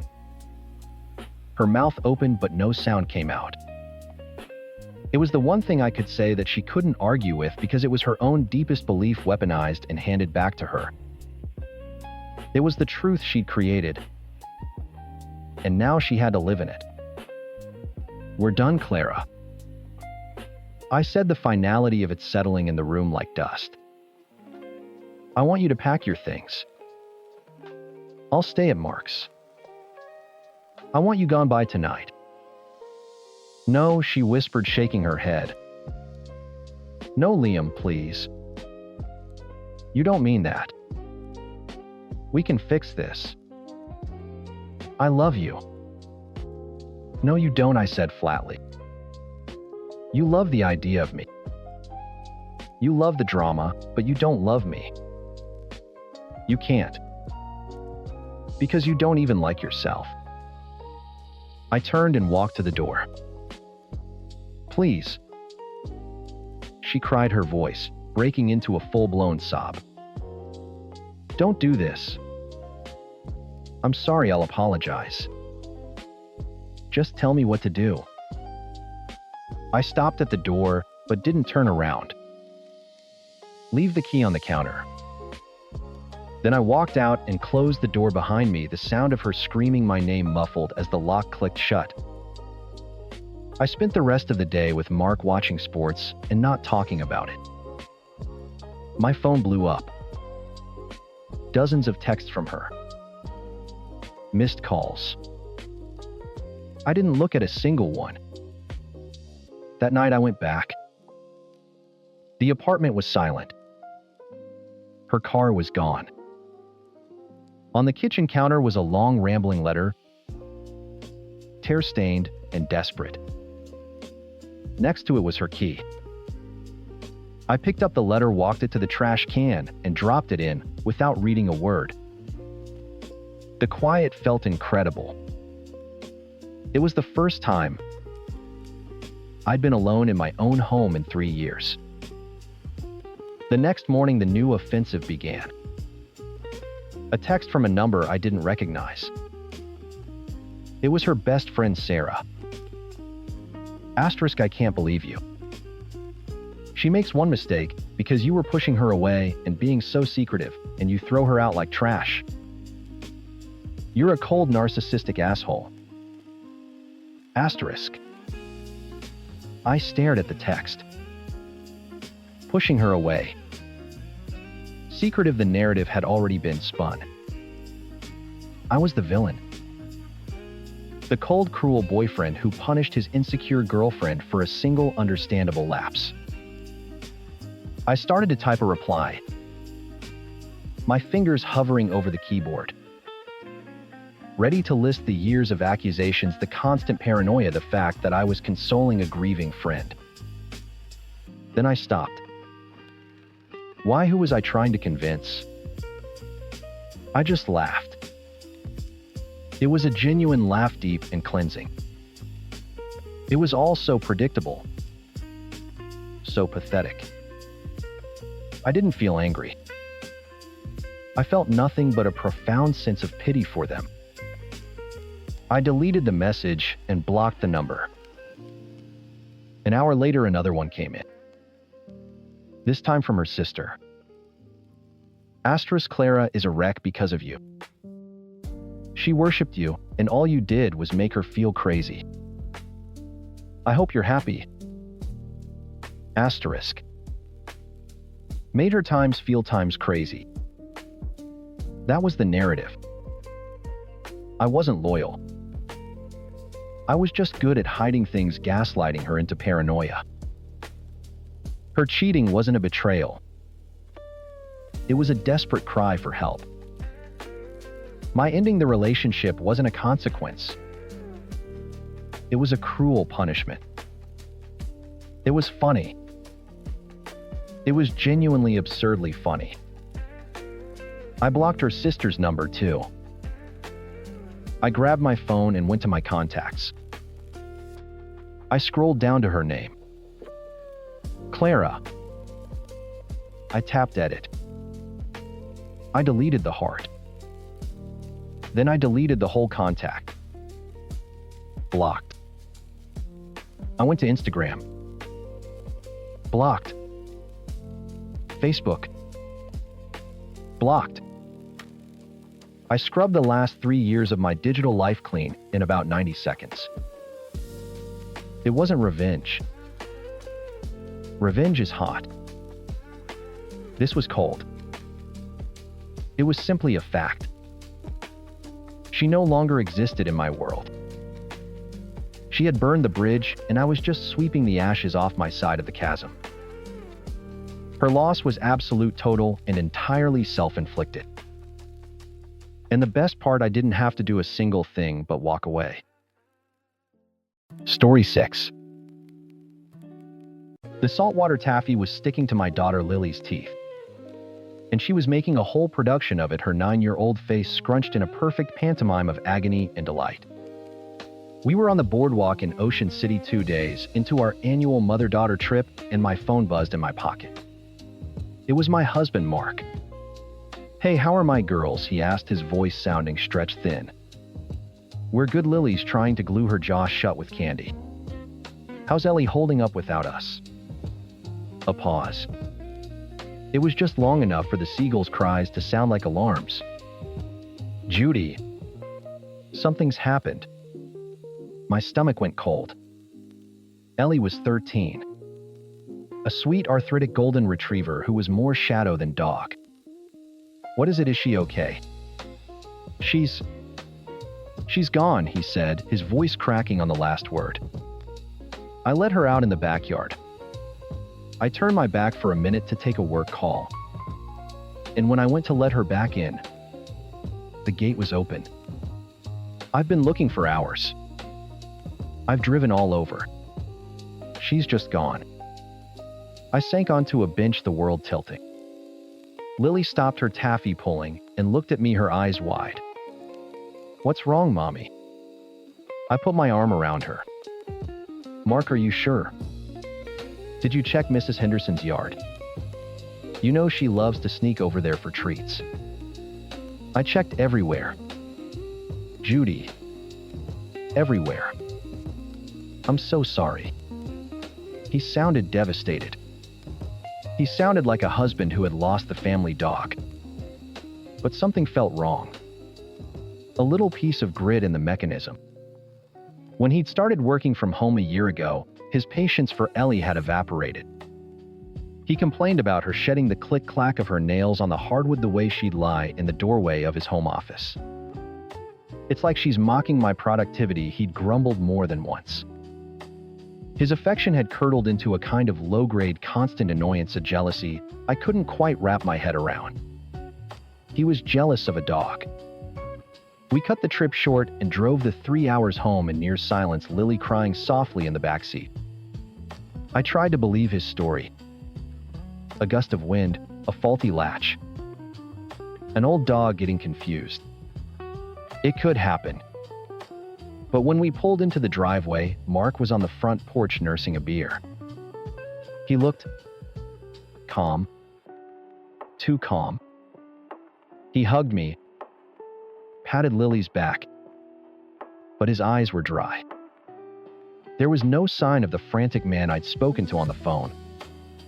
The house felt hollowed out. Ellie's water bowl was gone. Her bed in the corner of the living room had been put away. It was like he hadn't just lost her. He'd erased her. I already put her things in the attic, he said, reading my mind. Figured it would be too hard for you and Lily to see them. He thought he was being considerate, but it felt like a desecration. We spent the next 2 days in a fog of grief. Lily and I made missing posters with Ellie's best photo, the one where she has a goofy tongue-out grin. We taped them to telephone poles. Mark helped, but his movements were mechanical. He offered comforting words that landed like stones. She was old, babe. She had a great life. He wasn't grieving with us. He was managing our grief. For days after we got home, the landline rang. We never used the landline. It's basically a telemarketer hotline we keep for emergencies. It was also the number linked to Ellie's microchip. My heart hammered against my ribs as I snatched the receiver. Hello. Hi, is this the owner of a dog named Ellie? A kind professional voice asked. Tears sprang to my eyes. Hope fierce and blinding surged through me. Yes. Oh my God, yes. Is she okay? Where is she? She's a little dehydrated and tired, but otherwise she's fine. My name is Susan. I'm with the Good Shepherd Animal Rescue. Mark walked into the kitchen, his brow furrowed. I mouthed Times. They found her Times and his face went slack. Not with relief. With something else. Something I couldn't name. That's wonderful. Where are you located? I asked Susan, grabbing a pen. We're in Kearney, Nebraska. The pen fell from my fingers. I'm sorry, I must have misheard you. Did you say Nebraska? Yes, ma'am. A truck driver found her wandering near an interstate rest stop and brought her in this morning. Nebraska. We live in Pennsylvania. That's 1,000 miles away. It made no sense. How? How is that possible? We were wondering the same thing, Susan said gently. But the microchip is a match. After I hung up my mind reeling, I turned to Mark. His face was a closed door. What is it? I asked, my voice trembling. Nebraska, he scoffed, shaking his head. That's impossible. It has to be a mistake. It's not a mistake, Mark.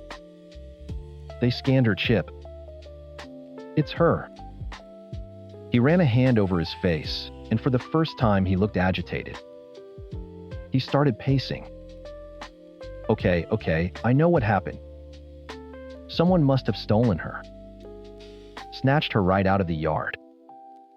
They probably drove her out there and dumped her when they realized how old she was. Sick bastards. His explanation was a flimsy fishing net full of holes. Who steals a 1-3-year-old arthritic golden retriever and drives her halfway across the country just to abandon her? The story he was spinning was more unbelievable than Ellie learning to teleport. My gut, that primal instinct I'd been silencing for days, was screaming at me now. Asterisk, he's lying. He's lying. He's lying. Asterisk. That evening, Mark went out to play poker with his friends. He was gone for the night.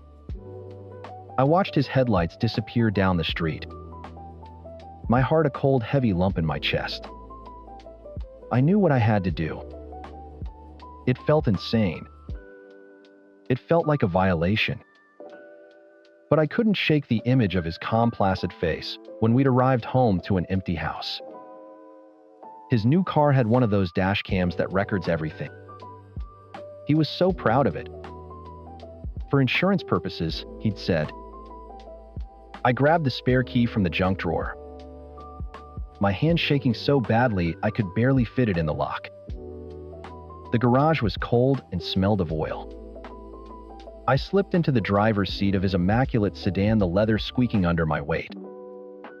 The small camera was mounted just behind the rearview mirror. A tiny red light blinked, oblivious. With trembling fingers, I ejected the small micro SD card. It felt hot to the touch, like a stolen jewel. Back in the house, I slid the card into the adapter and plugged it into my laptop. The folder was full of video files labeled by date. I scrolled back. Asterisk Tuesday. The day Ellie disappeared. Asterisk, my cursor hovered over the first file from that morning. My stomach churned with a nauseous mix of dread and certainty. I was about to either confirm my husband was a monster or discover that I was a paranoid, untrusting wife. There was no in between. I took a deep breath, the click of the mouse sounding like a gunshot in the silent house. The video player opened the screen black for a moment before the footage began to load. Just then I heard the crunch of tires on the gravel driveway. Headlights slashed across the living room windows. He was home early. My hand flew to the trackpad, slamming the laptop shut a second before the front door opened. The click of the deadbolt sliding home sounded like a cell door locking. Judy, you're still up? Mark's voice was thick-laced with beer and poker night, bonhomie. He dropped his keys in the ceramic bowl by the door. Couldn't sleep, I said, my own voice a stranger's. I didn't turn around from the kitchen table. The laptop felt like a live grenade in front of me. Yeah, this whole Ellie thing has been rough, he said, coming up behind me. He put his hands on my shoulders, and I had to physically restrain myself from flinching. We'll get through it. He kissed the top of my head and padded off toward the bedroom. I waited until I heard the shower turn on. Then, with a hand that felt disconnected from my body, I opened the laptop again. I pressed play. The footage was timestamped Tuesday morning, 9:14 a.m. The camera showed our street, then the turn onto the highway. Mark was humming along to the radio. Ellie was in the passenger seat, her graying muzzle resting on the center console. She looked calm, happy to be on a car ride with her person. My stomach twisted. He drove for hours. He crossed the state line into Ohio, then kept going. The scenery blurred into an endless ribbon of concrete and trees. He didn't stop for water. He just drove. Finally, he pulled off the interstate onto a dusty rural access road. He got out, opened Ellie's door, and clipped on her leash. She trotted beside him, tail giving a few hopeful thumps. He walked her into a wide, empty field bordered by woods. He unclipped the leash. For a moment, he just stood there. Ellie looked up at him, her old brown eyes full of absolute trust. He reached into the back seat and pulled out her favorite worn frisbee. My breath caught in my throat. Asterisk. No. Asterisk. He wound up and threw it a perfect soaring arc toward the far end of the field. Go get it, Elle, fetch, he yelled, his voice bright and encouraging on the recording. Ellie, bless her arthritic heart, took off in a clumsy, joyous gallop. As she bounded away, he turned, walked calmly back to the car, and got in. He didn't look back. He just started the engine and drove away, leaving a small cloud of dust in his wake. The camera recorded the empty road ahead as he merged back onto the highway heading east. Heading home. I watched it 3 times. The casual, calculated cruelty of it knocked the air from my lungs. He didn't just abandon her. He used her love for him, her trust, as the weapon to do it. The next morning, I waited until Lily was on the school bus. Mark was in his office on a video call, laughing with a client. I walked and set the laptop on his desk and hit play. I didn't say a word. He watched, his smile evaporating. The color drained from his face, leaving a pasty, slack-jawed mask. The video ended. The silence in the room was deafening. Judy. He started, his voice a pathetic rasp. It's not what it looks like. Then what is it, Mark? I asked, my voice dangerously quiet. What does it look like when you drive our 13-year-old dog 800 miles, trick her into running away from you, and leave her to die in a field? He flinched. I didn't leave her to die, He stammered, his eyes darting around the room, searching for an escape hatch. I wanted her to have a better life. On a farm, I thought. I thought someone would find her a nice farmer, and she could run around and be happy, not cooped up here all the time. The sheer idiotic fantasy of it was almost more insulting than the act itself. He thought he was the hero in a children's story, benevolently releasing an animal into the wild. A farm, I repeated the word, tasting like poison. You left her by an interstate in Nebraska, Mark. You are a coward and a monster. I turned and walked out. I went to our bedroom and pulled a suitcase from the closet. The next day, the real him showed up.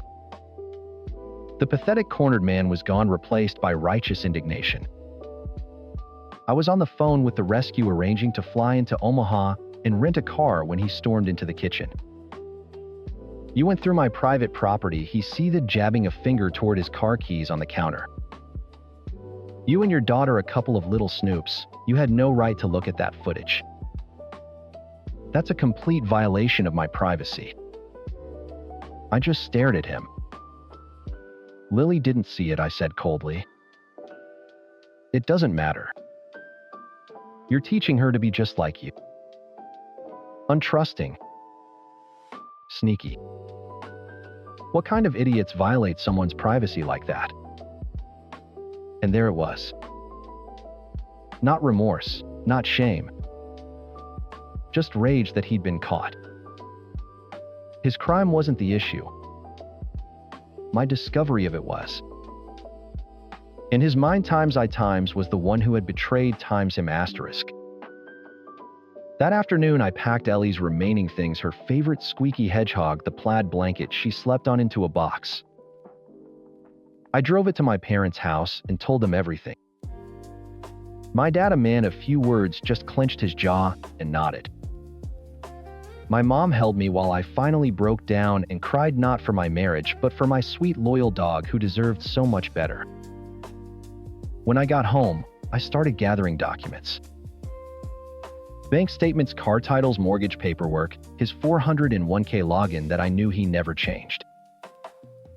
I moved them into a folder on a thumb drive. A cold, methodical purpose settling over me. This wasn't just about leaving. This was about surviving. Mark found me in the office printing our last 2 years of tax returns. "What the hell are you doing?" he demanded. "I'm getting my affairs in order," I said, not looking up from the printer. "This is insane, Judy. You're throwing away 12 years of marriage over a dog." His voice cracked with disbelief. "I did it for us. So I could focus on my work. So the house would be cleaner. It was for her own good too. I told you the farm." "Stop talking about the farm," I finally yelled, whirling to face him. "There is no farm. There is only your selfishness and your cruelty." He took a step back, stunned by my fury. "You have to trust me," he pleaded, his voice suddenly soft, manipulative. "I'm your husband. I love you." I laughed, a harsh, ugly sound. "Trust you? You've been complaining about that dog since you started working from home. You told me she was ruining the aesthetic of your office. You said my worrying about her arthritis was unattractive. You were jealous, Mark. You were jealous of a sick old dog.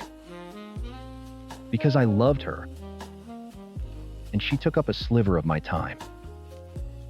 This isn't about Ellie. This is about you. Your ego is so fragile you couldn't handle not being the center of attention for 5 minutes. The truth of it hung in the air between us, stark and undeniable. I saw it all now, the little misogynistic digs disguised as jokes, the subtle ways he'd isolated me from my friends, his resentment of anything that brought me joy outside of him. Ellie's abandonment wasn't an isolated incident. It was a symptom of a sickness I had refused to see. I pulled the last page from the printer and slipped the whole stack into a manila envelope. "I'm going to Nebraska tomorrow to get my dog. When I get back, I'm moving in with my parents.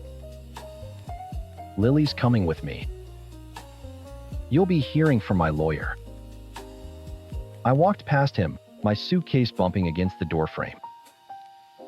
For the first time in days, I didn't feel broken. I felt clear. The man in my house was a stranger, and I was finally on my way to a rescue. We both were. Story 7. My sister Sarah operates on the principle that if she says something with enough confidence, reality will bend to her will. It's a superpower she's been honing since we were kids, and now with 4 of her own little reality benders in tow, my 2-bedroom apartment felt like it was shrinking by the second. The walls were closing in, vibrating with the chaotic energy of 2 toddlers chasing the cat, a 7-year-old building, a precarious Jenga tower out of my coasters, and Leo. Leo, her eldest, was 12. He was in that awkward phase where his limbs were too long for his body, and he was perpetually trying to be invisible. He was a good kid. A nerdy kid. And he had discovered his happy place was my boyfriend Mark's home office. Specifically, Mark's bookshelves. Aunt Becca Leo shuffled into the kitchen, keeping a wide berth around the whirlwind that was his younger siblings. Is Mark home? No, sweetie, he's on that work trip, remember, back tomorrow. I was wrist deep in ground beef, prepping the massive lasagna that was the only thing I could think of to feed this small army. Oh. Right. His shoulders slumped. Would it be okay if I looked at his comics? My hand stilled. Mark's collection wasn't just a pile of comics. It was a meticulously curated library of graphic novels alphabetized by Rebecca with a special shelf for signed first editions. Leo had spent hours in there on previous visits supervised by Mark, who would carefully select age-appropriate titles for him. They'd talk about artists and story arcs. It was their thing. But Mark wasn't here. And his one rule, the only real rule he had, was that nobody touched the collection without him. Sorry, buddy. Not today, I said as gently as I could. They're Mark's, and his rule is that he has to be here. You know how he is. Leo nodded, disappointed but accepting. He was a good kid. He got it. Sarah, however, did not. She breezed into the kitchen, phone pressed to her ear, somehow navigating the domestic minefield without spilling a drop of her LaCroix. She gestured for me to lower the heat on the sauce, which I was already doing. She ended her call with a dramatic sigh and zeroed in on Leo's disappointed face. "What's wrong, sweetie?" she asked. "Aunt Becca says I can't read the comics," he mumbled, staring at his shoes. Sarah's head snapped toward me. Her perfectly sculpted eyebrows knitted together in theatrical confusion. "Why not?" "Because they're Mark's, Sarah. He's not here." She let out a short, sharp laugh.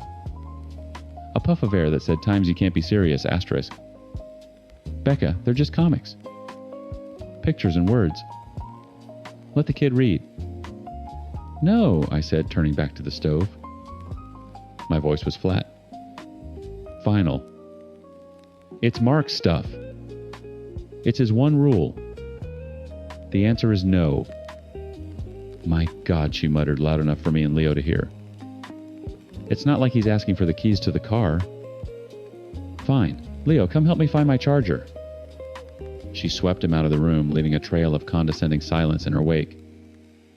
I could feel her judgment radiating through the wall. I was the mean aunt. The uptight, fun-killing aunt who wouldn't let her nephew read a few picture books. She didn't get that it was about respect. Respect for Mark for his clearly stated boundary for his property. To Sarah, boundaries were just suggestions, obstacles to be argued with, worn down, or if all else failed, simply ignored. I tried to shake it off, focusing on the rhythmic task of layering pasta, ricotta, and sauce. Feeding everyone was my mission. Get them fed, get them tired, get them home. I opened the fridge for the mozzarella and my heart sank. Empty. The giant bag I'd bought yesterday was gone. A quick scan revealed the culprit. The 7-year-old was sitting under the dining table, methodically pulling off strings from the last block of cheese and eating them one by one. "Okay," I said to no one. "Okay." I walked into the living room. Sarah was back on her phone, scrolling through Instagram, oblivious to the chaos around her. "Hey, I have to run to the store. Your son, the cheese bandit, ate the entire block of mozzarella for the lasagna." She looked up, annoyed at the interruption. "Can't you just make it without..." "It's lasagna, Sarah. The cheese is not optional." She sighed a long-suffering sound. "Fine. Hurry back. The natives are getting restless." I grabbed my keys and my wallet, then stopped and looked her straight in the eye. "I'm serious about the comics. Leo is not to go in Mark's office." She waved a dismissive hand, not even looking up from her screen. Yeah, I heard you. Go." The store was only 5 minutes away. A 5-minute reprieve. I practically sprinted through the aisles, grabbing the cheese and a bottle of wine. I needed the wine. When I got back, the apartment was quiet. Eerily quiet. The 2 toddlers were asleep on the couch, and the 7-year-old was zoned out in front of the TV. Sarah was exactly where I left her phone in hand. Something felt wrong. "Where's Leo?" I asked, setting the grocery bag on the counter with a thud. Sarah didn't look up. "He's reading." The air went cold. "Reading what?" "The comics," she said, her tone casual, bored. He was being so quiet and good, so I told him you changed your mind and it was fine. I saw red. A hot, blinding flash of fury. I just stared at her, speechless. She had waited until I was gone and then deliberately, willfully, not only ignored my boundary but lied to her own son and used me as the scapegoat. "Sarah," I said, my voice dangerously low. "I told you no." "Oh, for God's sake, Rebecca, relax," she scoffed, finally looking at me. Her expression was one of pure annoyance, as if I were the one creating a problem. "What is the big deal? It's not like he's going to break them." "The big deal," I seethed, "is that I said no. They are not mine. You had no right. It's fine. He's fine. Go get him. Now." She rolled her eyes so hard I'm surprised they didn't fall out. "You are being so dramatic." Before she could say another word, a sound split the air from upstairs. It wasn't a yell. It was a scream. A short, sharp, terrified shriek that cut right through the hum of the television. We both froze. Sarah's smug expression vanished, replaced by a flicker of alarm. We stared at each other for a half-second before bolting for the stairs. I took them two at a time, my heart hammering against my ribs, Sarah right behind me. Mark's office door was ajar. I pushed it open to find Leo standing in the middle of the room, pale as a ghost. His hands were trembling. He was holding an open graphic novel, its glossy pages splayed in his grip. Sarah shoved past me, snatching the book from his hands. "Leo, what's wrong?" "What happened?" Her eyes fell to the open page. Her face went slack with shock, then twisted into a mask of pure, unadulterated rage. She looked from the explicit, violently adult illustration to me. "Rebecca," she shrieked, her voice cracking. "What is this? What is this filth doing in your house?" Before I could even form a word, her hands clenched. With a guttural roar of fury, she ripped the book in half. The sickening sound of a spine cracking and thick paper tearing echoed in the sudden terrible silence of the room. I stared at the two halves of the book in her hands. The clean white tear through the thick paper, pages filled with beautiful, brutal art, now just garbage. A wave of ice-cold fury washed over me so potent it left me breathless. "Get out," I said. My voice was quiet. Deadly. "Excuse me," Sarah shrieked, dropping the ruined book on the floor as if it had burned her. She grabbed Leo by the arm, yanking him behind her. "You have this poison in your house, and you're telling me times to get out. My son is traumatized." "Your son is traumatized because his mother is screaming like a lunatic," I shot back, stepping forward and picking up the pieces of Mark's book. It was a signed first edition. My stomach clenched. "You did this. You lied to him, you sent him in here, and you destroyed this. This was your fault. All of it. I'm protecting my child." "You're a child," I yelled, finally losing it. A spoiled, entitled child who can't handle the word no. "Now get your kids and get out of my house. Now." She stared at me, her mouth opening and closing, utterly stunned that I wasn't cowering. Then her face hardened into a familiar mask of righteous indignation. She spun around, dragging a shell-shocked Leo with her. "Fine. I don't want my children in this sick house anyway." I followed her downstairs. The toddlers were now awake, crying from the shouting. The 7-year-old was staring at us with wide, scared eyes. It was a scene of pure chaos entirely of her making. She was a human hurricane, and I was sick of boarding up my windows. She grabbed diaper bags and jackets, shoving little arms into sleeves with frantic, jerky movements. "You're going to pay for that book," I said, my voice flat. Sarah stopped and turned to me, a humorless laugh escaping her lips. "You are delusional. You should be paying for Leo's therapy. You owe me times an apology." She wrenched the front door open, herded her bewildered children out, and slammed it behind her without a backward glance. The sudden silence was deafening. The uncooked lasagna ingredients sat on my counter like props from a play that had ended in tragedy. My phone buzzed in my pocket before I even had a chance to take a full breath. Asterisk, asterisk, Sarah, asterisk, asterisk, asterisk. I cannot believe you. I've never been so disgusted in my life. You deliberately exposed my son to that filth, and now you're blaming me, asterisk. Another buzz. Asterisk, asterisk, Sarah. Asterisk, asterisk, asterisk, Leo.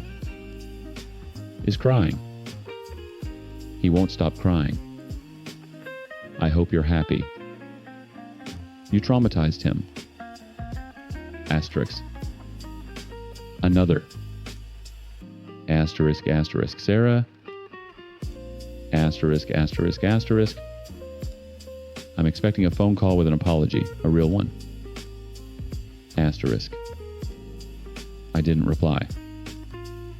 I walked upstairs on unsteady legs back into Mark's office. I knelt and gently placed the two halves of the book together on his desk. The artist's signature was scrawled on the title page, now sliced in two. I pulled out my phone, typed the title, and signed first edition into a search engine. My blood ran cold. It wasn't just expensive. It was a collector's item worth nearly $800. I sank into Mark's desk chair, the phone slipping from my hand. I felt sick. How was I going to tell him? How could I explain that my sister, a 35-year-old mother of 4, had thrown a tantrum and destroyed something he loved because she couldn't stand being told no? My phone rang, startling me. The screen read MOM. Of course. The cavalry had been called. Rebecca, she began, without even a hello. Her voice was dripping with disappointment. Sarah just called me. She's hysterical. I'm sure she is, I said, my voice hollow. What were you thinking? Having something like that in a house where children visit? Mom, she let him into the room after I specifically told her not to. She lied to Leo and said I gave permission. She destroyed Mark's property. This is not on me. Don't take that tone, she snapped. You know how Sarah is. She feels things very strongly. If you had just explained why times Leo couldn't go in there, none of this would have happened. You were rude and inhospitable. You made her feel foolish for asking, so she reacted. I was speechless. It was the family mantra. Asterisk. You know how Sarah is. Asterisk.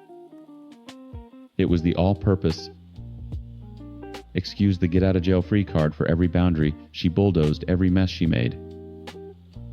And I was always the designated cleanup crew expected to smooth things over, to manage her feelings, to apologize for her behavior. So I'm supposed to child-proof my entire life and my boyfriend's life because my adult sister refuses to respect a simple... No, I asked, my voice rising. She ripped up an $800 book, Mom? Oh, don't be so dramatic about money, she scoffed. Things can be replaced. The damage you've done to your relationship with your sister is another matter. And poor Leo, you need to call her Rebecca. You need to apologize and make this right. Make this right. Something inside me snapped. A wire that had been stretched taut for 30 years finally frayed and broke. I was done. Done being the manager of my sister's emotions. Done being the family shock absorber. You're right, Mom, I said, my voice eerily calm. I'm going to make this right. I hung up the phone before she could reply. My hands moved with a strange detached purpose. I took a clear, well-lit photo of the destroyed graphic novel on Mark's desk. Then I took a screenshot of the collector's website, the $800 price tag circled in red. I opened a new text message. I added Sarah. I added Mom. I attached the two photos. I watched the little blue bar crawl across the screen as they sent. Then I started typing. Asterisk. Sarah, you willfully ignored a boundary, lied to your own son, and then destroyed property that did not belong to you. The replacement cost is $800. I've attached my Venmo. You have 24 hours to pay for what you broke. Asterisk. I paused, took a breath, and continued directing the next part to my mother. Asterisk. Mom, you said I should have managed Sarah's expectations. You're right. My expectation was that a grown woman would act like one. I see now that was my mistake. So I will be clearer going forward. My new managed expectation is this. Until I receive $800 and a written apology from Sarah. Not for what Leo saw, but for her lies, her disrespect, and her destruction of property. She and her family are no longer welcome in my home. This is not a negotiation. Asterisk. I hit send. For a moment, I just stared at the screen. My thumb hovered over their names. Then, with a feeling of profound, terrifying relief, I blocked Sarah's number. Then I blocked Mom's. I walked downstairs, scraped the lasagna I'd been so excited to make into the trash, and opened the bottle of wine. The quiet in my apartment was no longer eerie. It was peaceful. It was the sound of a boundary finally holding. Story 8. Let me set the scene. I'm 29, 6 months pregnant with our first child together, and I've spent the last 6 years of my life watching my husband Mark bleed money and time for his family. Not a loan, not a helping hand. A hemorrhage. When we first got together, I thought it was sweet. He was the good son, the reliable brother. His sister Sarah needed a few hundred for a car repair that turned into a down payment for a vacation. His brother Mike needed $1,000 for a sure-thing business investment that evaporated into thin air. His parents just needed their property taxes paid. Every year. It started small. 100 here, 200 there. Then came the labor. Mark is a contractor, a damn good one. Our back deck has been half finished for 3 years because he spent 6 consecutive weekends building a brand new one for his parents. For free, of course. He rewired Sarah's entire house. He built a custom shed for Mike. All on his time with our money paying for materials. I kept a spreadsheet. I'm not petty, I'm a realist. 2 kids from my first marriage and a baby on the way will do that to you. I wanted to see it in black and white. 6 years. $21,457. That doesn't even include the thousands in materials or the hundreds of hours of his skilled labor that could have been billable. The day I saw the positive pregnancy test, something inside me hardened. This wasn't just my money or our time anymore. This was our baby's future. This was the college fund we couldn't start, the nursery furniture we had to buy on credit, the emergency savings that was perpetually empty. I waited for him to get home from work that night. He was exhausted, covered in drywall dust from fixing a leak at his sister's place. Again. I sat him down at the kitchen table, pushed the spreadsheet across to him, and laid the positive pregnancy test on top of it. Look at that, Mark, I said, my voice shaking. That's their number. And this, I tapped, the test is ours. You have to choose. He stared at the paper, his face pale. Lillian, it's not like that. They're my family. I'm your family. I yelled, finally letting the years of frustration boil over. These kids are your family. This baby is your family. They are a financial black hole, and they are sucking us dry. We can't bring a child into this. I won't. What are you saying? I'm saying it stops. Today. No more money, no more free labor. No more dropping everything because Sarah has another emergency. You learn to say no, or we are done. I will not let you sacrifice this baby's future for them. It was the ugliest fight of our marriage. He accused me of being cruel, of not understanding family. I told him I understood family perfectly. It's the one you build and protect, not the one that uses you as a personal ATM. But he saw it. In the stark black and white of the spreadsheet, in the undeniable reality of that pregnancy test, he finally saw it. He agreed. He promised. And for 8 blissful months, he kept that promise. The first call came a week later. It was Mike. He needed $500 for a new set of tires. I watched Mark pace the living room, his hand rubbing the back of his neck. I heard him take a deep breath and say the magic word. I can't, man. We're saving for the baby. The silence on the other end was so loud I could hear it from across the room. Then came the guilt trip, the accusations. Mark held firm. He hung up looking like he'd just run a marathon, but he looked at me and smiled. A real, genuine smile. We were a team. He said no when Sarah wanted him to build her a she shed. He said no when his parents casually mentioned their home insurance premium was due. They called less and less. The silence was wonderful. We finished our back deck. We bought a crib with cash. We had a savings account with an actual growing balance. For the first time, I felt secure. I felt like we were building a life, just us. Then 2 weeks ago, Sarah called. Her voice was pure sugar. Lillian? Hi. I know we haven't talked much, but I was just thinking. Leo's birthday is on Saturday, right? We'd love to have you guys over. Just a small family thing. A little cake, a few presents. We miss you guys. My stomach clenched. Leo is my youngest. He was turning 5. They hadn't acknowledged his birthday since he was a baby. I don't know Sarah, I said, looking over at Mark, who was already nodding eagerly. We were just planning a quiet thing at home. Oh, nonsense, she chirped. The kids need to see their cousins. Please. It would mean so much to Mom and Dad. Mark took the phone. We'll be there, sis. What time? I was furious. You know it's a trap, right? I hissed after he hung up.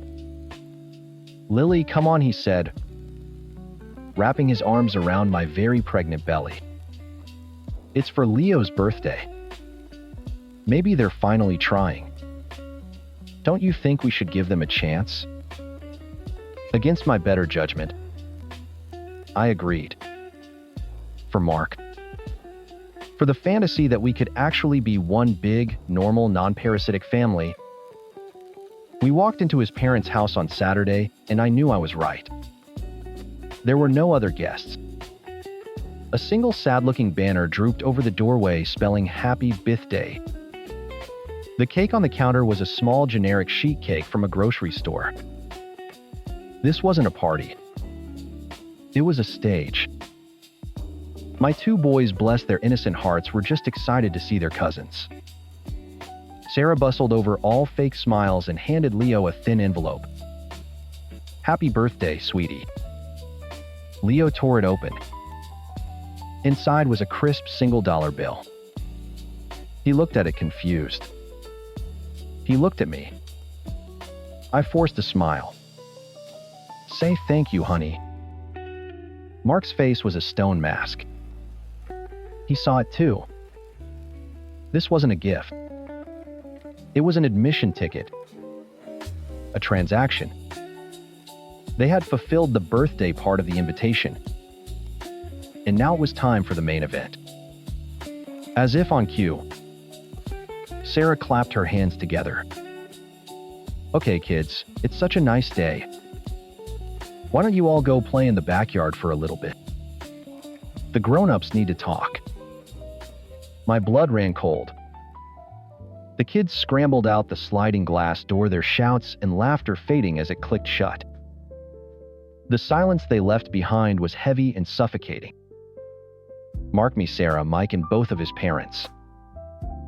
We were all arranged in the living room like a firing squad. My father-in-law leaned forward, his hands clasped on the coffee table, and the phony smile finally dropped from his face. "Mark Lillian," he began, his voice low and dead serious. "We have a problem." Here we go, I thought. The main event. His father, a man who hadn't worked a real job in a decade, fixed Mark with a look of paternal disappointment he'd perfected over 35 years. The county reassessed the back acreage, the tax bill came in, and, well, it's more than we can handle. Sarah jumped in her voice, quivering with fake desperation. "They'll put a lien on the house if we don't pay it, Mark. We could lose everything." I almost laughed. They said that every time. It was their favorite line. I glanced at Mark, expecting to see the resolve we'd built over the last 8 months.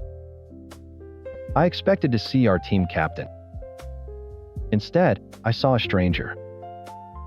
His jaw was tight, his shoulders were hunched, and his eyes were fixed on the floor. He wouldn't look at me.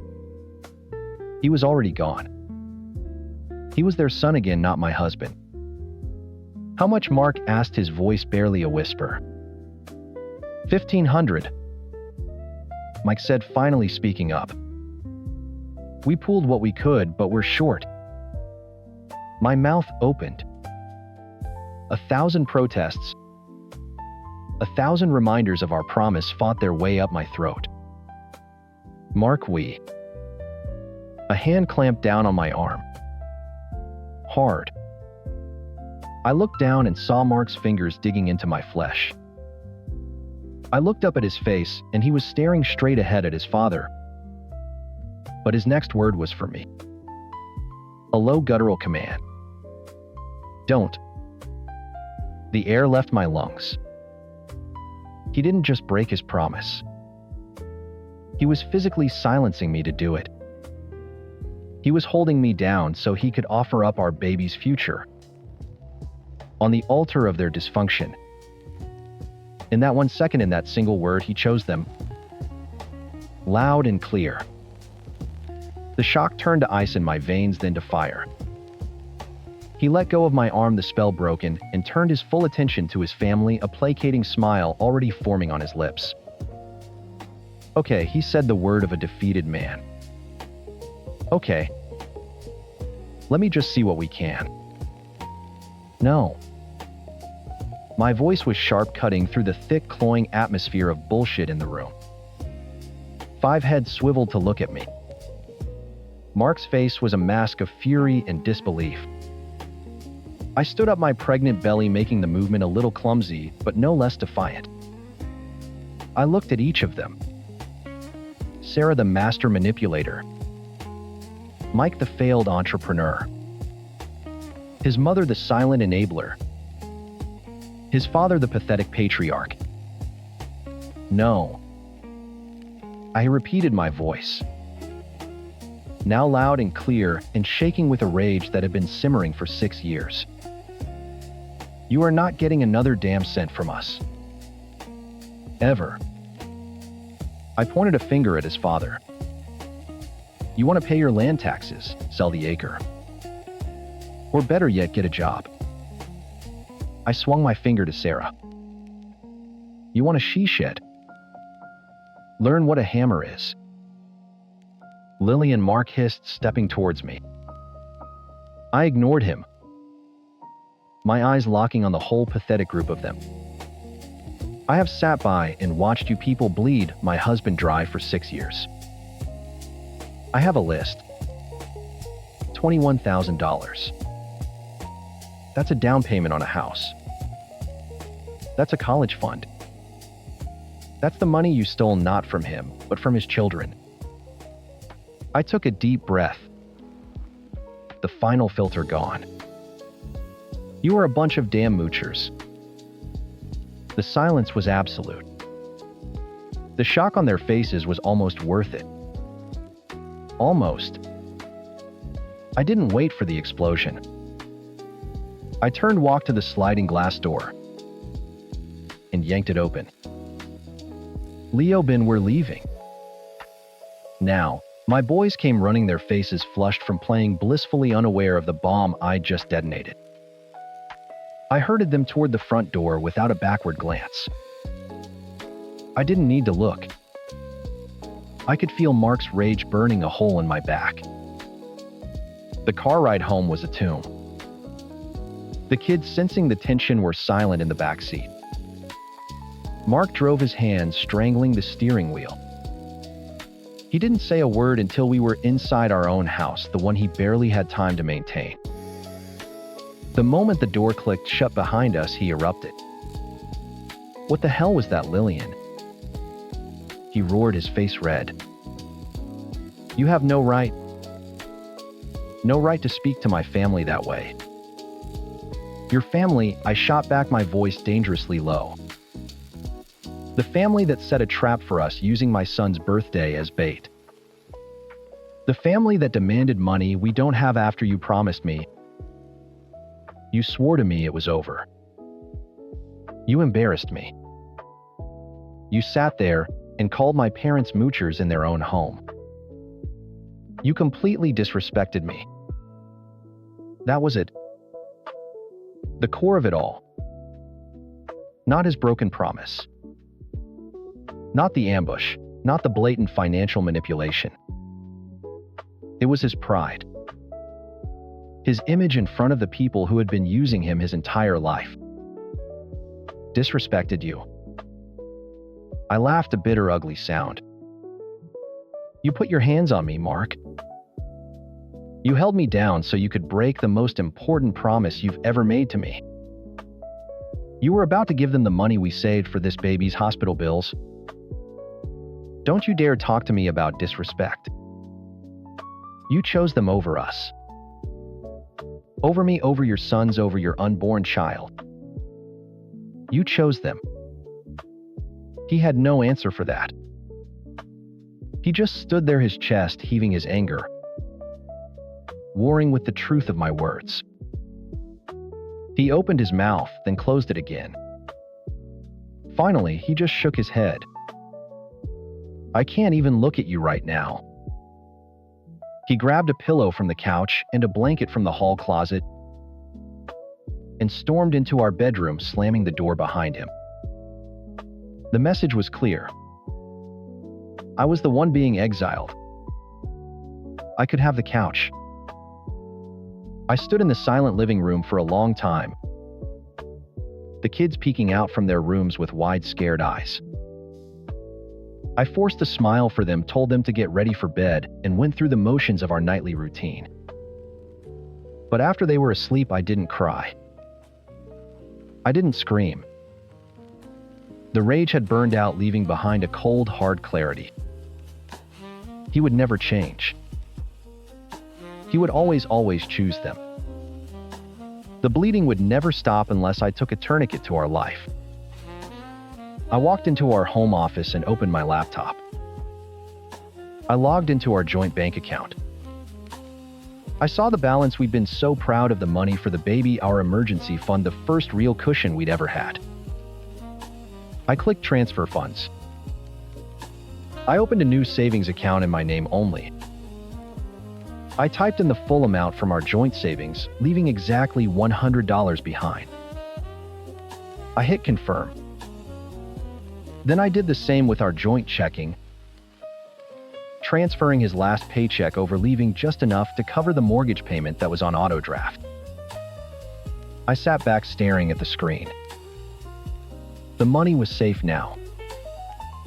Our children's money was safe.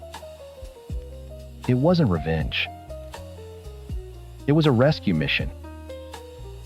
I had finally accepted that I was married to a man who would let his own family sink just to bail out his parents' leaky boat one more time. And I would not go down with the ship. Story 9.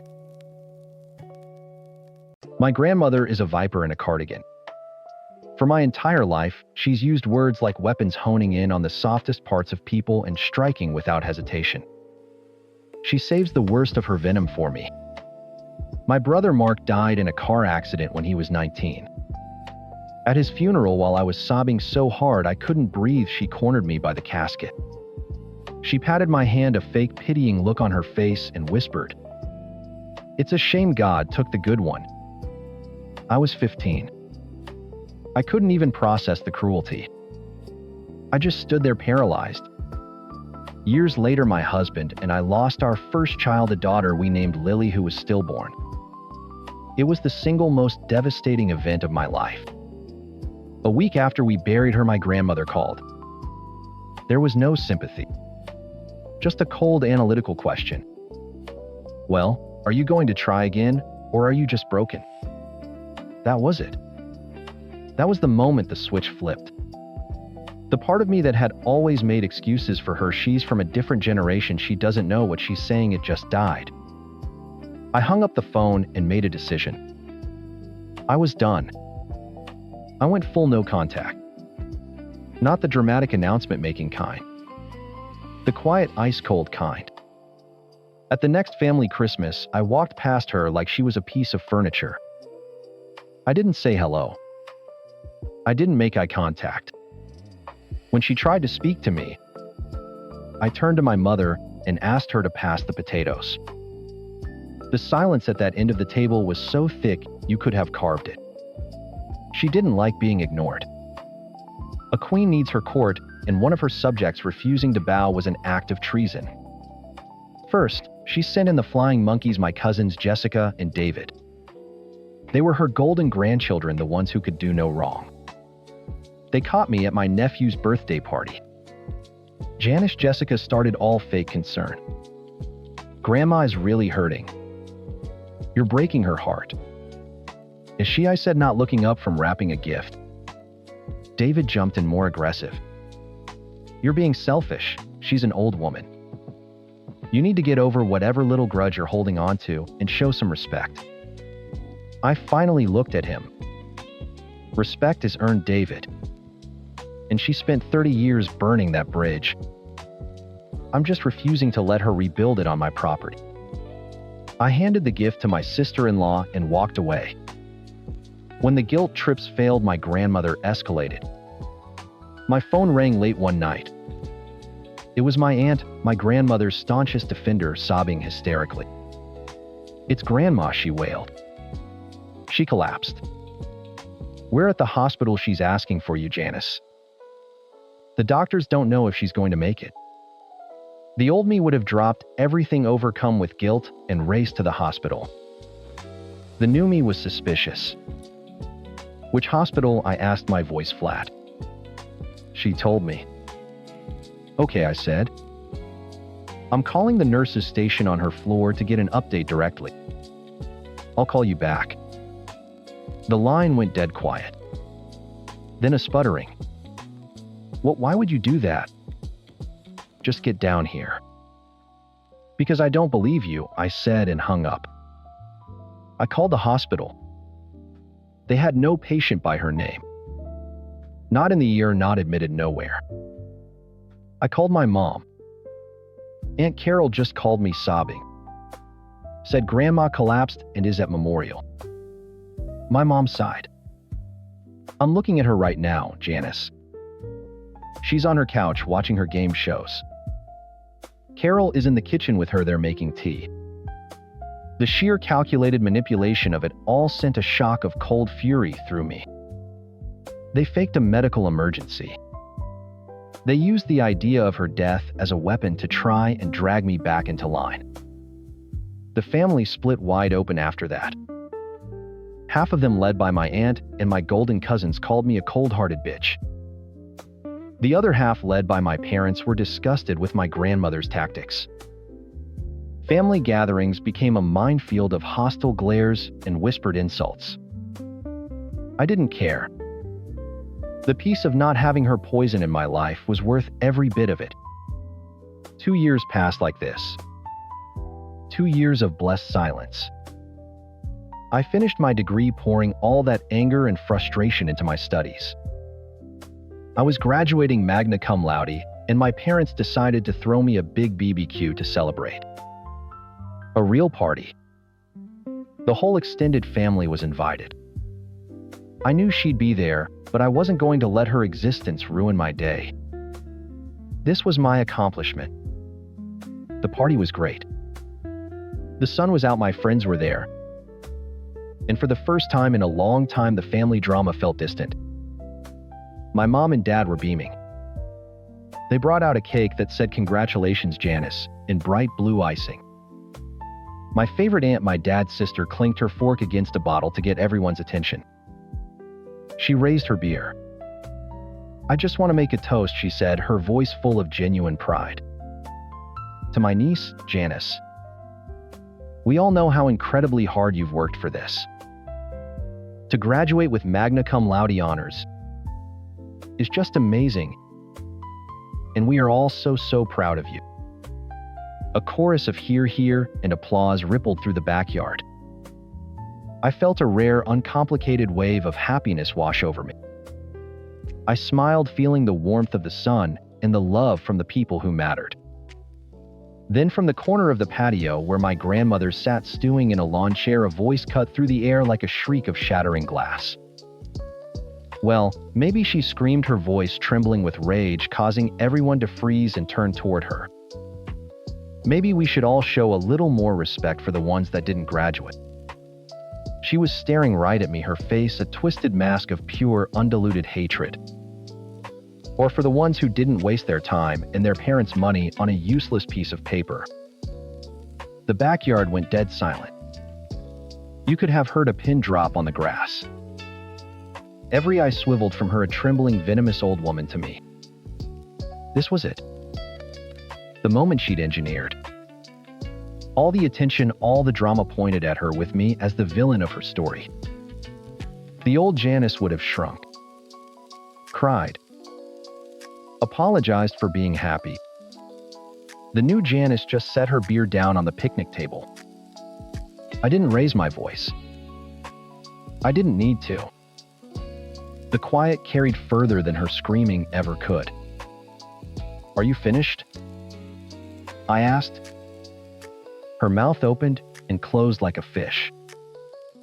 The shock of me not immediately dissolving into tears threw her off script. I said, I repeated, my voice calm. "And cold, are you finished? Or do you have more to say about how my success is an inconvenience to you?" "This isn't about you," she spat, recovering. "This is about respect." I laughed. A short, sharp, ugly sound. Respect? You wouldn't know respect if it bit you. You want to talk about the people who didn't graduate? Let's talk about them. Let's talk about my grandfather, your husband, the alcoholic who couldn't hold a job. The one you defended every time he hit you, every time he hit his kids. He didn't graduate. Does he get your respect? A collective gasp went through the family. No one ever spoke about my grandfather. "You are a jealous, bitter woman." I continued walking slowly toward her. Her flying monkeys, Jessica and David, started to move toward her like a Secret Service detail for a tyrant. "You can't stand to see anyone happy, especially me. My joy is like poison in your veins. You tried to ruin my brother's funeral. You tried to ruin the memory of my daughter. And now you're trying to ruin this. But you're failing. Do you see? You have no more power here." I stopped a few feet from her chair. I looked at her, truly looked at her, and for the first time, I didn't see a monster. I just saw a pathetic, empty old woman. "Enjoy your cake," I said, then turned my back on her and walked away. The party died a quick, awkward death after that. My parents and my husband circled the wagons around me. But the damage was done. The air was too thick with toxicity to breathe. I thought that was the end of it. I was wrong. It was only the opening skirmish. 3 days later, I was at my parents' house helping my mom sort through some old photos for a scrapbook. There was a knock on the door. Mom went to answer it, and I heard her voice drop. "What are you all doing here?" I walked into the living room and froze. There they were. The unholy trinity. My grandmother flanked by Jessica and David, with my Aunt Carol bringing up the rear. They looked like they were there to perform an exorcism. "We're here for an intervention," my grandmother announced, sweeping past my mother into the house as if she owned it. "You need to leave," I said, my voice dangerously low. "Not until you listen," David said, holding up a folded piece of paper. "We've all written letters." It was so absurd I almost laughed. They ambushed me in my parents' home to read me letters about my own bad behavior. "We miss the old Janice," Jessica said, her voice dripping with fake sympathy. "The sweet girl you used to be." "The doormat, you mean," I corrected her. "The girl who took the abuse and never talked back." "Fine. You want an intervention? Let's have one. Who's first?" David, ever the brave one, stepped forward. He unfolded his letter. "Janice," he began reading in a self-important drone. "We are worried about the anger you're holding on to. It's not healthy. You need to let go and learn to forgive. Family is the most important thing." I let him get about halfway through before I cut him off. "David," I said, "are you still 2 months behind on your child support payments to Sarah? Or is it 3 now?" He stopped, his face turning beet red. "That has nothing to do with this." "It has everything to do with this," I snapped. "You're standing here reading a letter about family when you barely see your own kids. And anger. You want to talk about anger? Should I call Sarah and ask her about the hole you punched in her wall? The one that finally made her leave you? Don't you dare lecture me on forgiveness." He crumpled the letter in his fist, speechless. I turned to Jessica. "Your turn." Jessica, looking shaken, held up her own letter. I just think you're not seeing how much you've hurt Grandma. You should be grateful. She lets you live your life." "Grateful?"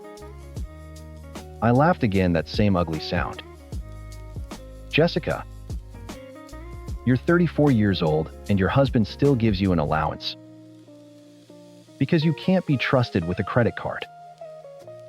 You haven't paid a bill on your own in your entire life. You and David live off of her money, so of course you defend her. You're not her grandchildren. You're her employees. Your job is to enable her cruelty, and you're both very good at it." Jessica burst into tears. Aunt Carol rushed to her side, glaring at me. "How could you be so cruel?" "Now times is funny coming from you," I said, turning my full attention to her. "The woman who called me sobbing, pretending my grandmother was dying in a hospital. You used the idea of her death to manipulate me. You are the most two-faced, spineless person I have ever met. You've spent your entire life cleaning up her messes and making excuses for her and for what a little bit of her approval that she'll never give you. You're pathetic." Then I turned to the Viper in the cardigan. She stood there silent, her face a mask of stone-cold fury. All her soldiers were wounded, their little paper swords lying useless on the floor. "And you," I said, my voice dropping to a whisper. "You talk about the ones we've lost. You used Mark against me. You used my daughter against me. You are a cancer. You are a black hole of misery that tries to suck everyone into it. You talk about missing the old me. Well, I'm glad she's gone. She died so I could live." I took a step closer. When Lily died, a part of me died with her. But the part that loved you, the part that made excuses for you, the part that saw you as my grandmother, it died too. As far as I'm concerned, I buried you both on the same day. You are dead to me." Just then the front door opened again. My dad walked in holding a bag of groceries. He stopped dead, taking in the scene, me standing like a general over a battlefield, my cousins in tears, my aunt sputtering, and my grandmother looking like she was about to have a genuine medical emergency this time. My mom just looked at him and said, "They came for an intervention." My dad's face hardened. He dropped the grocery bag on the floor. "Get out," he said, his voice a low growl. I'd only heard a handful of times in my life. "We were just trying to help Janice," Aunt Carol wailed. "Out," he roared, pointing to the door. "All of you, get out of my house. Now." They scrambled. They practically fell over each other, trying to get out the door, a pathetic sniveling retreat. My dad slammed the door behind them so hard the pictures on the wall rattled. He turned to me, his eyes searching mine. "Are you okay?" I nodded, a slow, deep breath leaving my body. "Yeah, Dad. I am." And for the first time, it was the absolute truth. My mom wrapped me in a hug. "I am so proud of you," she whispered. That night, I blocked their numbers. All of them. I blocked them on social media. I systematically erased every digital path they had to me. The next day, I called my dad's sister, the aunt who had toasted me at the party. I told her everything. Every last ugly detail of the ambush. The news spread through the family like wildfire. The story of the faked hospital visit, which had been a rumor, was now a confirmed fact. The story of the intervention painted them not as concerned relatives, but as a gang of bullies. The tide turned. People who had been neutral were now firmly on our side. My grandmother, for the first time in her life, found herself isolated. Her phone calls went unanswered. Her power, built on a lifetime of fear and manipulation, crumbled to dust because I had simply refused to play her game anymore. I felt nothing. No guilt. No remorse. No sadness. Just a quiet, clean, and beautiful emptiness where all that toxicity used to be. The war was over. I had won.